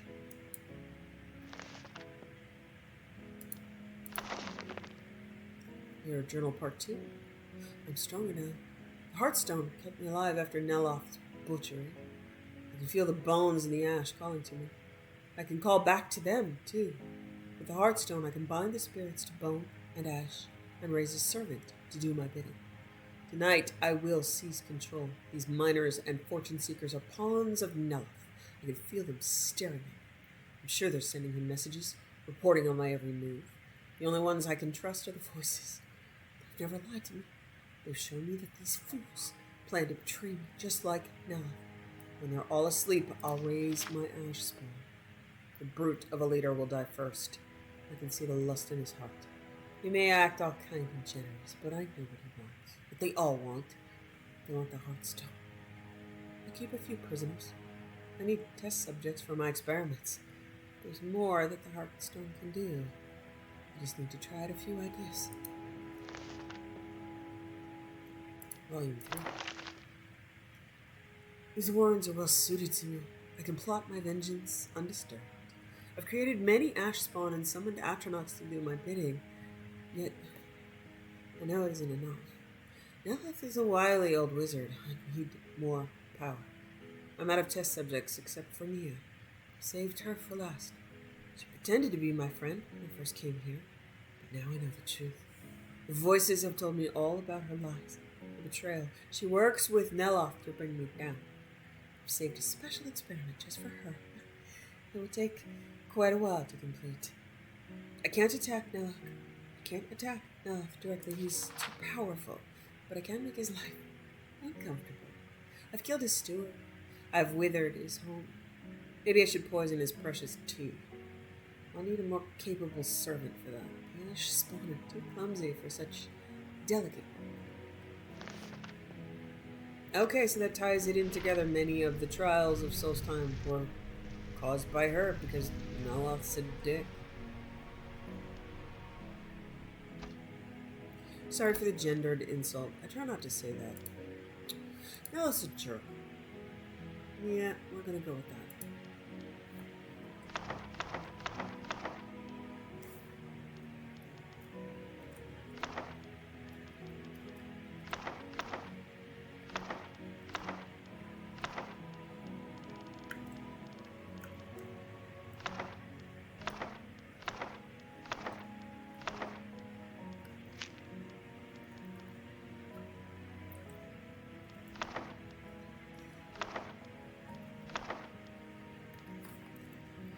Okay, I'm just gonna check Tattered Journal to see if there's a quest involved.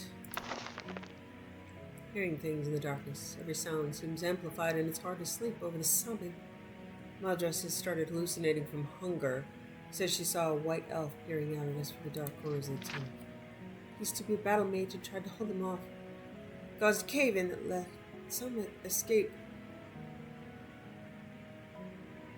Okay, I'm gonna change a word here that I believe is incorrect to change the meaning. Caused a cave-in that let some escape, but we were trapped by these things. Now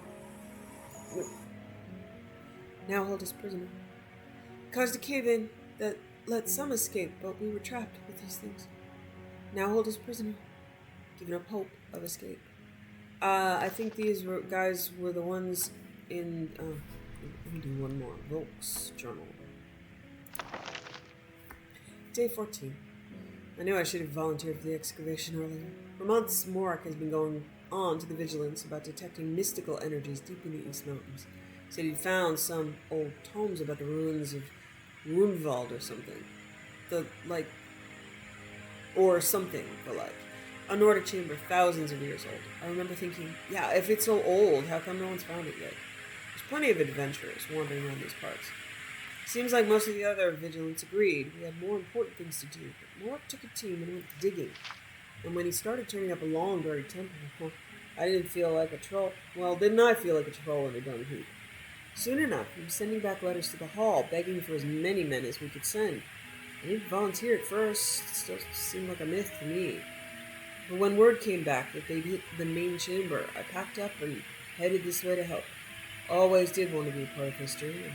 Better late than never, they say. Well, they didn't mention that the latecomers would be stuck with guard duty. I just sit up here all day, watching the bandits and wolves, neither of which I've seen. Watching for bandits and wolves. Watching for bandits and wolves, neither of which I've seen. Mostly I just see diggers coming up for supplies. But I say I've been seeing them a lot less regularly, now that I think about it. Day 19. Alright, it's been 3 days since anyone's come up. The last one to emerge was Appa, and he just walked around a bit with a weird, vacant look in his eyes.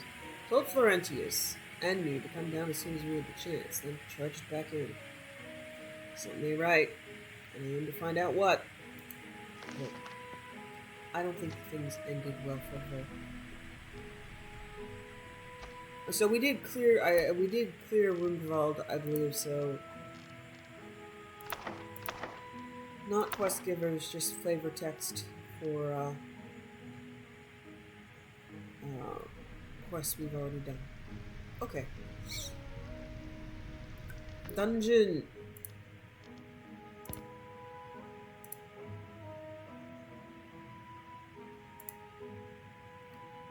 Dragonborn. Discover the secrets of Dragonborn. Okay.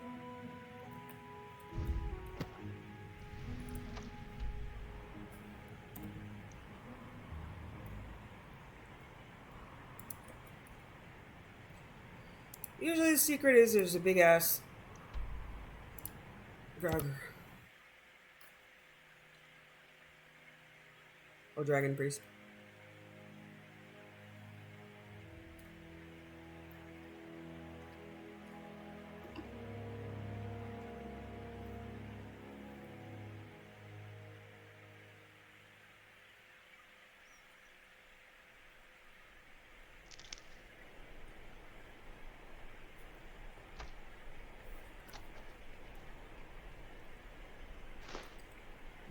dark and foggy. 3 a.m. I'm coming over here because sometimes there are sites. The Legacy of the Dragonborn Museum. Although I am so sick of fragments and keystones, it is difficult to express how sick. Pretty sick.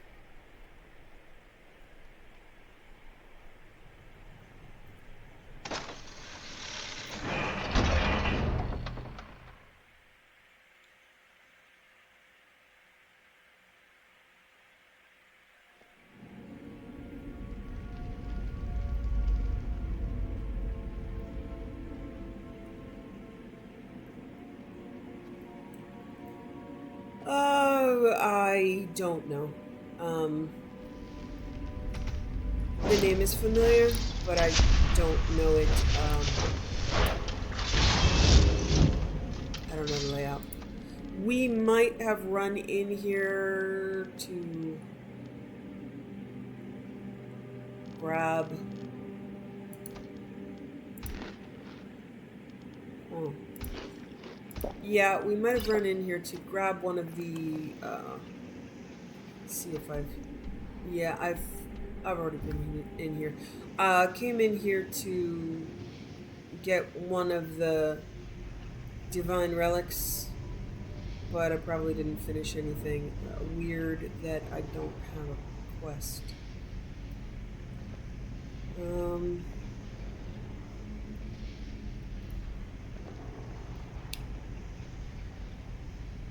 Alright, well, let's just run around a little bit.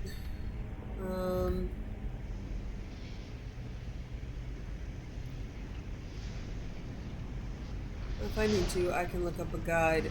Very likely the map is partially filled in because I came in here for a relic. So along the canal, it was one of the chests for one of the relics. The divine... yeah, the Knights of the Nine, essentially. Which was a DLC in Oblivion, and a creation here. So, I need to find the skulls to activate those slots, which will open this spot. Okay. No quest marker, but I think you just explore until you find a skull, and then it will activate the quest. If I'm right. We'll see.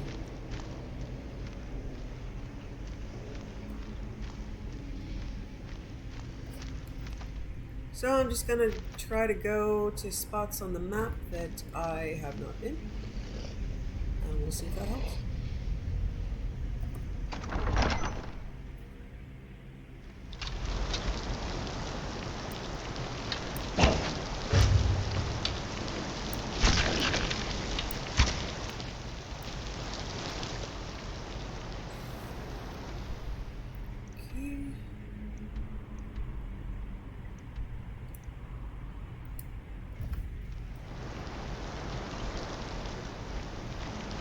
So yeah, I believe the relic is over that way.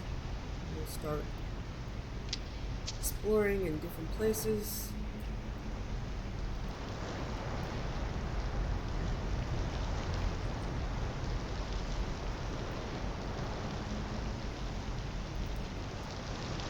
Yeah, there's the chest. Okay.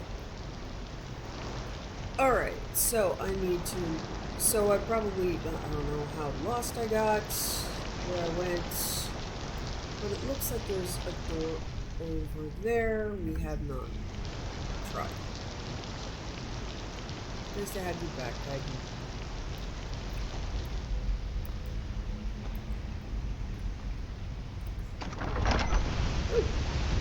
Barry,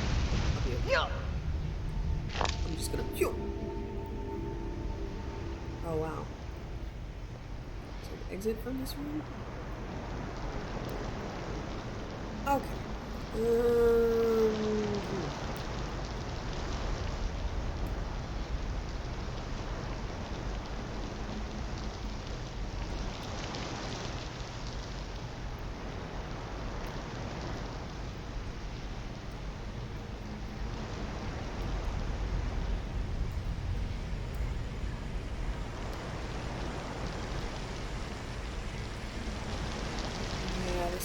is unfortunately very challenging for a brain such as mine.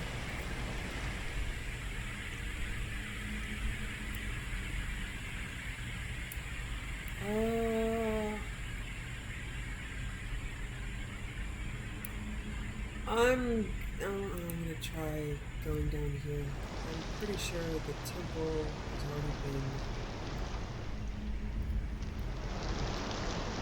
pretty well explored. Just went there. Alright, there's a door here, but it looks like there's a section behind here. Okay, yeah, I need to release bridge there. Alright, let's see if I can find the release.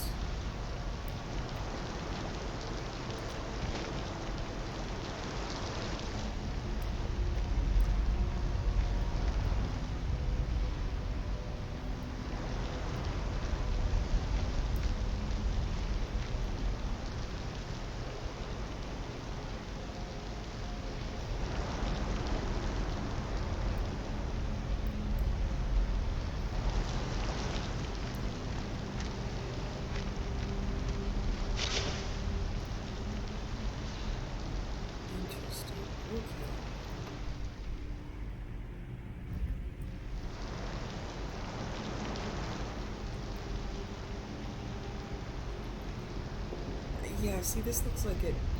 Sometimes this is just for, because I'm using a texture modifier, but yeah, that looks like a door, doesn't it? But I think they use a lot of the door textures just for regular walls to give some variety.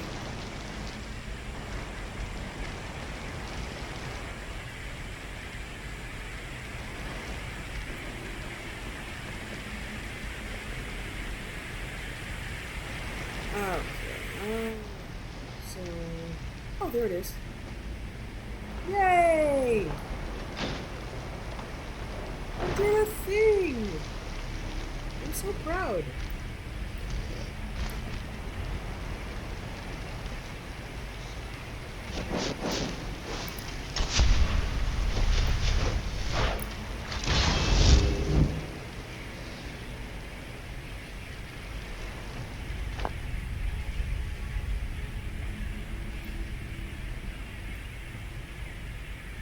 So my new playthrough characters are doing well, and I believe, I'm gonna have to see, that I have created a really good game. A lot of new stuff to explore for me, and I even have a new preset. I'm going to play a Nord character. I actually haven't, although many people do play Nords, I have avoided. There we go. Horse and Skull Cube. I've avoided playing Nords because it seems so, you know, like everybody's gonna do it. Or it's the most obvious thing you should do. But I have a new Nord preset. Sort of blue, purple eyes. Black hair. I ended up with the same hairstyle because it's just... There are some very cool hairstyles, but how they play with, so we look at the hairstyle I have dark here. Magic. His power could not be overcome nor defeated, so he was sealed up in a sarcophagus in this forsaken place. So the hair that I have is very helpful because it's only got wisps in the front. It's pretty symmetrical. It looks okay from the back. Now, if I do a big updo, or if I do anything that is asymmetric, so they're really cool, poofy hairstyles, but they clip through clothes like crazy. See, we're already into trouble. But like the really long hair looks good on someone who's not going to move or like not actually going to fight. But I have like 12 SMP outfits. So I have filled in, look at this, the Skyrim outfit system has 1, 2, 3, 4, 5, 6, 7, 8. I lost count. 1, 2, 3, 4, 5, 6, 7, 8, 9, 10, 11, 12. Okay, so it's got 13 slots, but I don't leave the top one. The combat auto switch isn't good. If I turn that on, then I'm basically, I switch into clothes only when I'm fighting, and when I stop fighting, I revert back to one of these.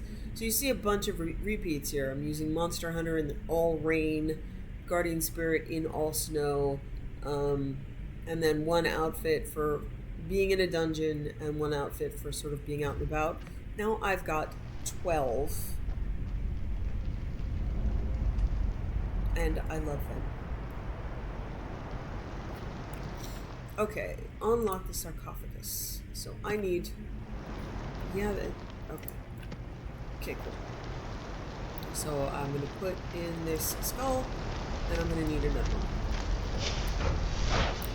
So she now has like 12 outfits, so I don't really, I spent probably 2 weeks of my life just on clothes. So she is a Nord who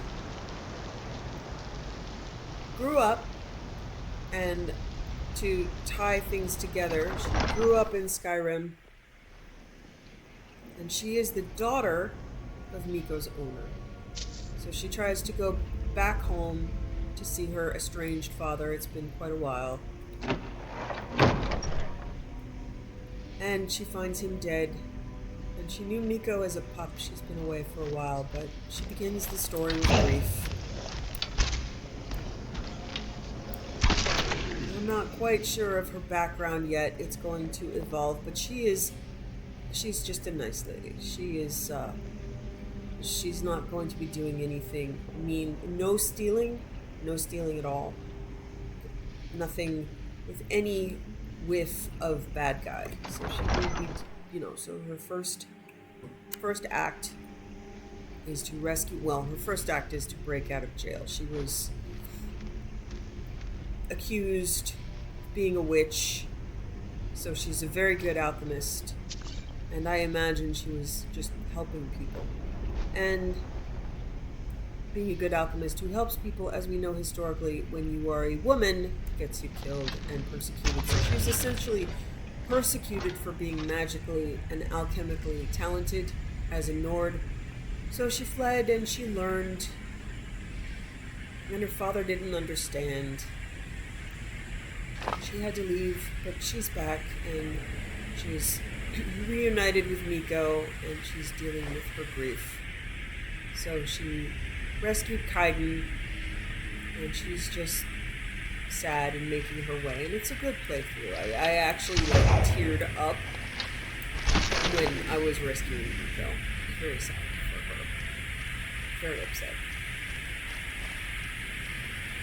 So she's going well, and essentially it's going to be as followers for her. She did go get Pino, which is the mushroom follower. So Pino is running around and talking to Kaidan, and he's got his little Ulfric Storm goat mount, which is, I just think it's adorable. It's worth having a guy. We'll see how long that lasts, but we at least collected Pino. And he might be asked to stay somewhere eventually. But other followers will move in and out of their lives. We're going to go get Sabrina early, so that's close to her next step. Saving the Gilda-Green is also a high priority. That should be it. I have both skulls. I got something. But she gets to do the sort of the nice stuff. So, polarizing my characters. I have this for the completionist aspect, and then I have a really bad guy, who is just settling in with hanging out with Vane. But yes, I got distracted by clothing. It all started with Serana's clothes being warped. Now I have a very good, set, not just an appearance set, but a physical set I can give her that she will wear over the vampire royal armor, which is her. Okay, buddy.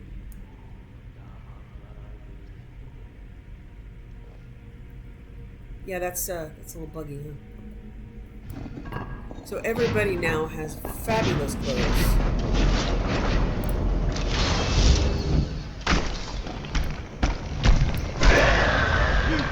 Nothing! We're talking about. You will feel the wrath of my blade! Yeah, Otar, you I'm sorry, man. We got in here early, you might have been able to kill once before we reset. Those skulls are pretty cool. I don't know which mod I put in to make them do that, but that's pretty cool. I remember I did put something in to change, like unique skulls or something. Okay, no new journals from here. Ah, there it is. Okay. So yeah, my bad guy essentially starts. He's a good guy. He takes the guild master start, which my good lady doesn't. She starts very downtrodden. And although I was gonna run my vampire on very, very hard mode, he doesn't like that. Like, not in the least. If he has an option to make things as easy for him as possible, he's going to do it. And bitch every second. I just saw there's something in the news now that Russia has charged Google a fine, and the fine is more money that's actually in the world at the moment. And my guy would completely do that, like in a heartbeat. He is a narcissist that believes he should have all things and everybody should support him, and is jealous and angry when other people have things that are good. So yeah, he's a pure narcissist, and he has urged me to make life easier for him. Okay, I'm not sure how to get out. I need to go to the temple. Ah! Apparently I need to crash. Well, rude.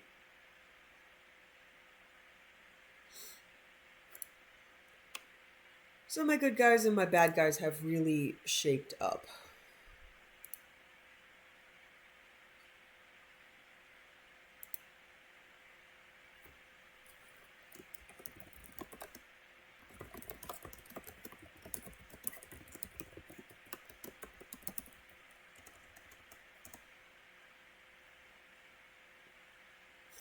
My husband, I'm answering a message from him. He got this Halloween costume that is a gigantic, like, inflatable dinosaur. So it looks like he's riding the dinosaur, but he was saying, I should have brought a second costume. It's impossible to sit in this thing without deflating it. He looks amazing. It's hilarious. He had to rescue the costume from the dogs, just wanting to bite the shit out of it because they were afraid they were hurting their person. But it's awesome. I love it. Although he is experiencing technical difficulties.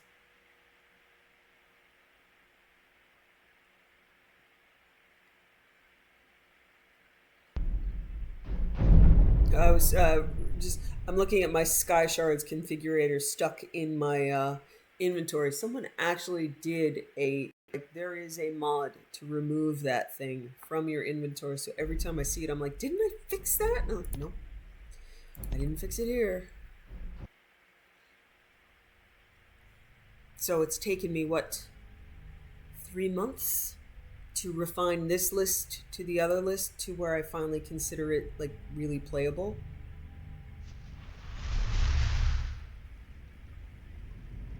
Oh, okay, back to the dude. Alright. You get to see the skulls again then.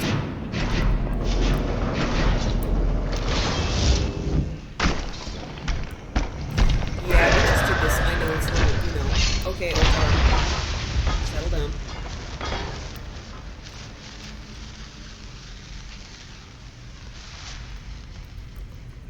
So, yeah, my difficult game is for my good lady. And although I was planning on playing a very difficult vampire, it works just as well to just have them be insanely narcissistic and believe that everything's really difficult and that they are specifically persecuted so that they can justify specifically persecuting everybody else. So it'll give me 2 different flavors of playstyle, and everybody looks amazing. Okay, so finished up Kaidan's piece.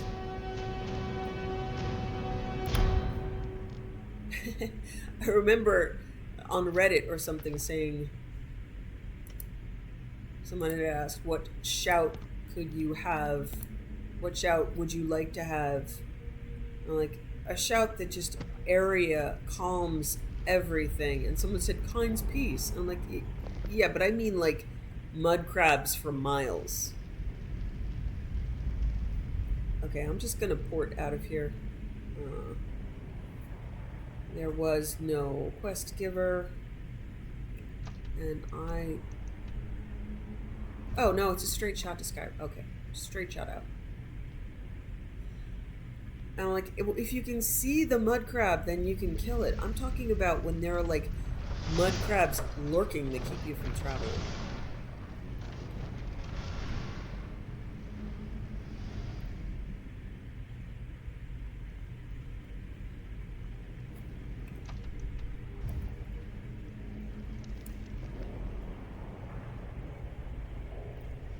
Just a general calm the fuck down mud crab thing. What?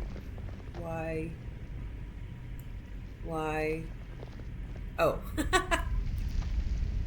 Okay. That's why.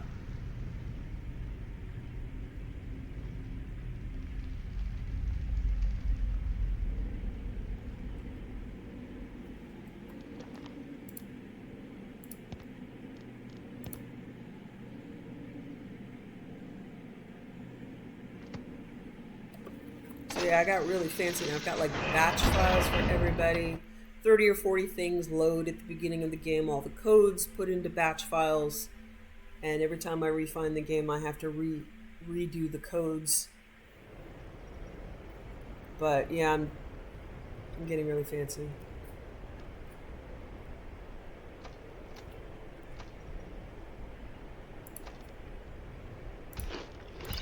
It's also one of those things too that my husband uses my playlist because, you know, my mod list, he's got his own VR list.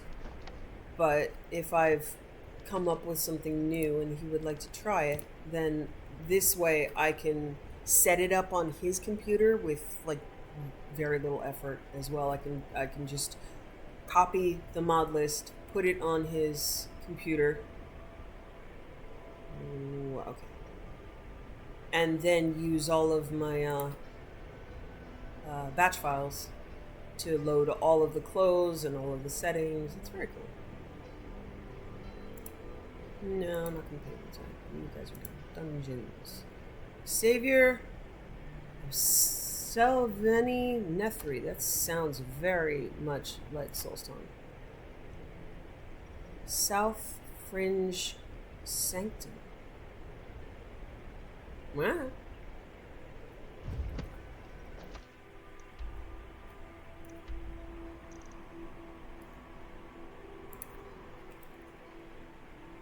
Okay, it is here, not in Solstheim. It just sounded like Dark Elven stuff for me. Okay.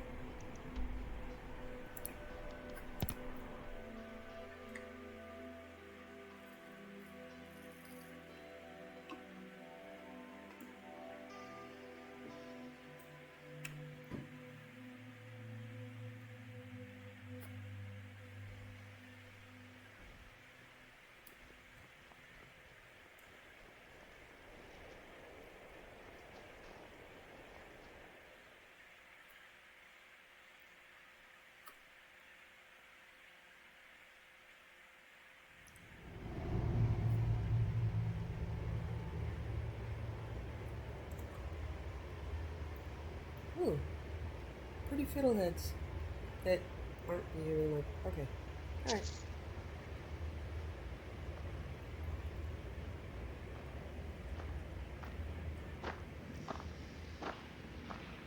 Hello? Here we go. Come on! Hey, she actually saw me. That's really amazing.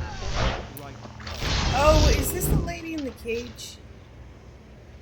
I don't recall. Alright, time to summon something. I haven't summoned something in a very long time. Nah, I'm just gonna use it. It's not a ground, so I'm just gonna blow it up like that. Okay.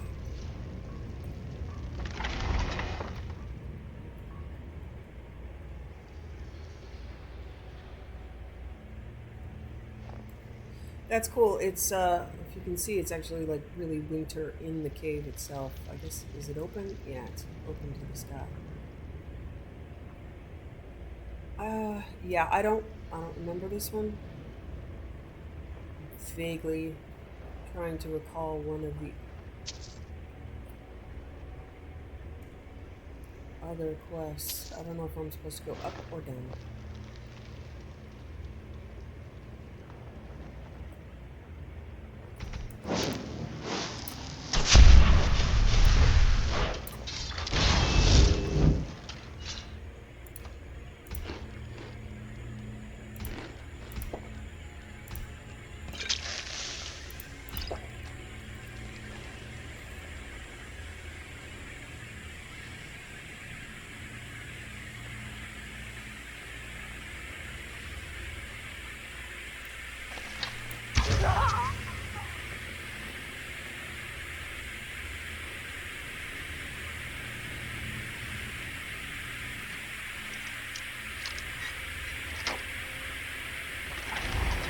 That was cool. The ice had ice.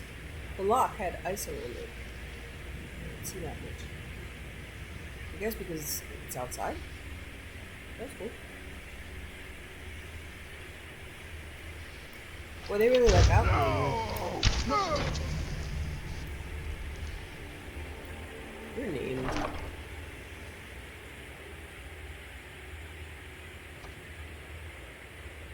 Goblet of Infinite Grace. Praying to a divine also grants you their blessing. Ooh! Now that's cool. That has got to be a Winter Sun and Legacy of the Dragonborn. Oh, Goblet of Infinite Grace. Okay, I am probably... No, I'm going to write that down. That's awesome. That's like the Lantern of the Ancients. I saw another one too. I don't remember its name, but I saw it in a game that didn't last too long. So let's see which slot it takes up. To see. Okay, goblet.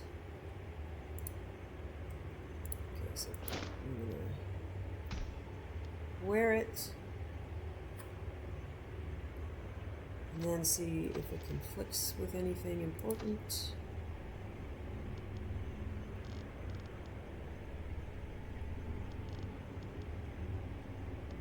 Goblet of Infinite Grace. Lantern of the End. No, doesn't conflict with anything. Ooh. Okay. I don't need. Okay, let's see.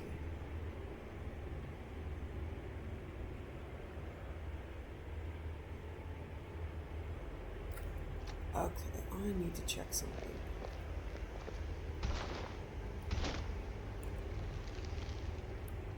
I'm not sure if I made Kaidan's. Doesn't look like it's a light source.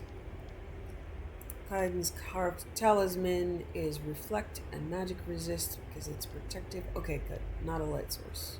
And I don't need it to be a number anymore. Oh, that's interesting. Now I don't know how to clear that number. Alright, I would need to assign it to something else. Okay, so let's test that. I need to write it down. Damn, Goblet of Infinite Grace.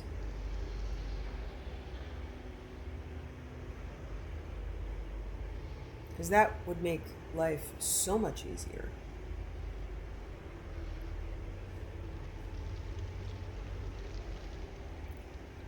So yeah, if I load that at the beginning of the game, it's actually, you know, it's very roleplay strange to have to pray twice, so I'm pretty happy doing that. Let's see. I'm going to pray. Oh, I can't. Come on. Favor with Oriel, 17.28%. But did it give me their blessing? Let's see the timer on the blessing. Should be 8 hours. Yeah. 23 hours, 59 minutes. Okay, it's a 24-hour. Oh, that's amazing. Thank you, Legacy of the Dragonborn. I'm pretty sure those items are random drops, so I can't really go somewhere to get it. Like in the next game, I can't come here and get it out of that chest. Alright, I am gonna go back down. Because it looked like there was an entrance down there to see if that's a thing, but I'm not seeing the quest giver here. But that's amazing.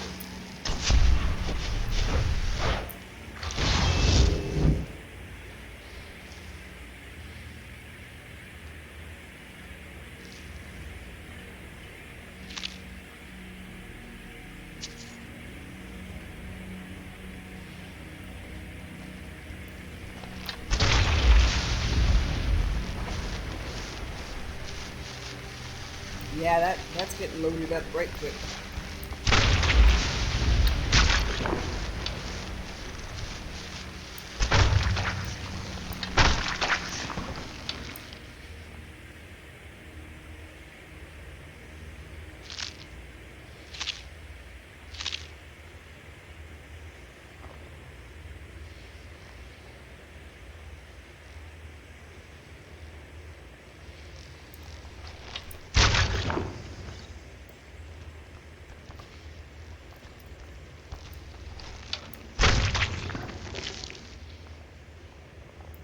Wow, this place is huge.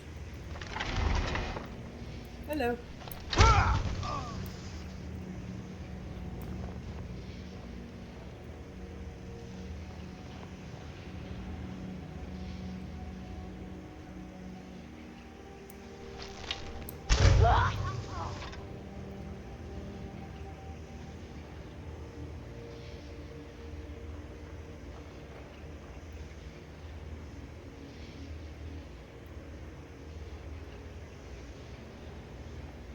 Okay, I'm gonna see if Bashnag has any, like, quest items on him, and then I'm gonna look up who I was supposed to save.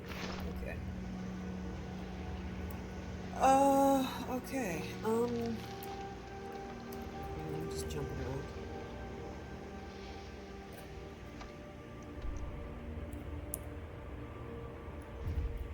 I think I went this way? Yeah, I did. Okay, so maybe there's a quest giver outside?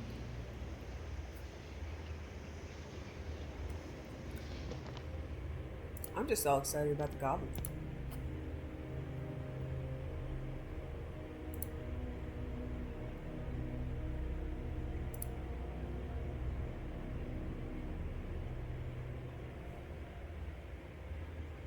Okay, I'm gonna look up where Selveni Nethri is. It says help them escape.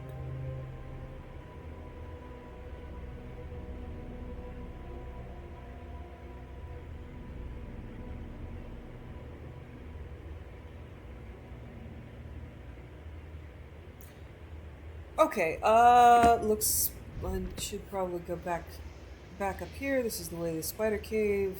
Maybe I was stealth, she couldn't see me, but she's stuck inside a web, which seems like she should be... Yeah, these, like, winter seams bug me, but not enough to abandon the whole winter mod, which is very cool. I do love seasons. They're just very, I mean, really difficult. Hey, hello, little fox. Oh, hey. Hey, buddy. I'm ending this right now!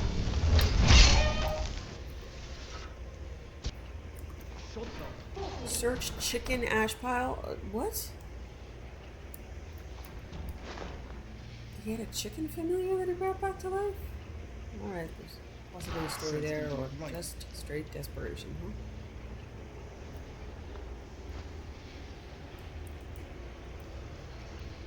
huh? Okay, so I'm gonna run unstealthed so I can... they can see me. They're in here. Call for help.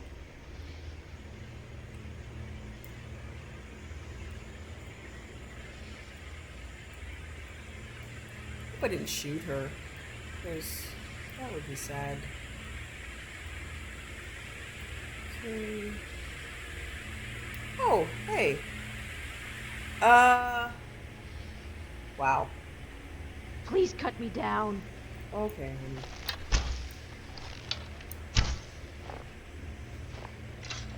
Thanks for getting me out of that. Bashnag's coven chased me out and left me for dead down here. Nobody lasts too long with the spiders. Please, will you help me get out of here? If the coast is clear, I'll make a break for it. I'm feeling better, but Bashnag's curse won't wear off for weeks. Can you make it out of here? Bashnag cursed me. I can't cast a spell to save my life right now. I'll have to wait until the way out is safe.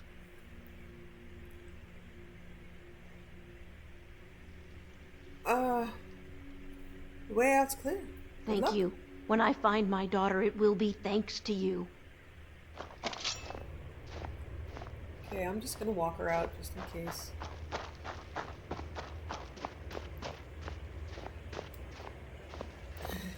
She's wearing the necromancer robes. I think those are just replacers. Sweetie, you okay?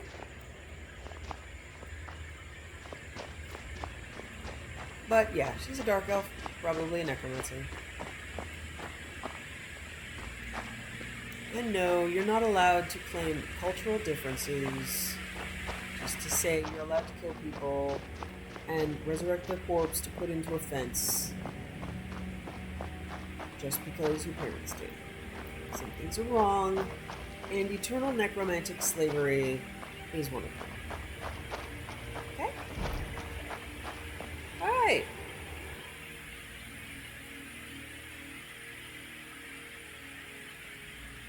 Yay, Salvini! Boy, she was real quiet when we went by, huh? I mean, I know I was standing right in front of her. Okay. Trial of Trinidad. Ooh. Oh, okay. This is the Legacy of the Dragonborn thing. Join the excavation team at Fort Ringwall. Ooh, I'm excited. Never done it. Thanks for watching. Wishing you found family, creative hobbies, a hot bath after a long day, and food you love as much as Saleya loves apple pies.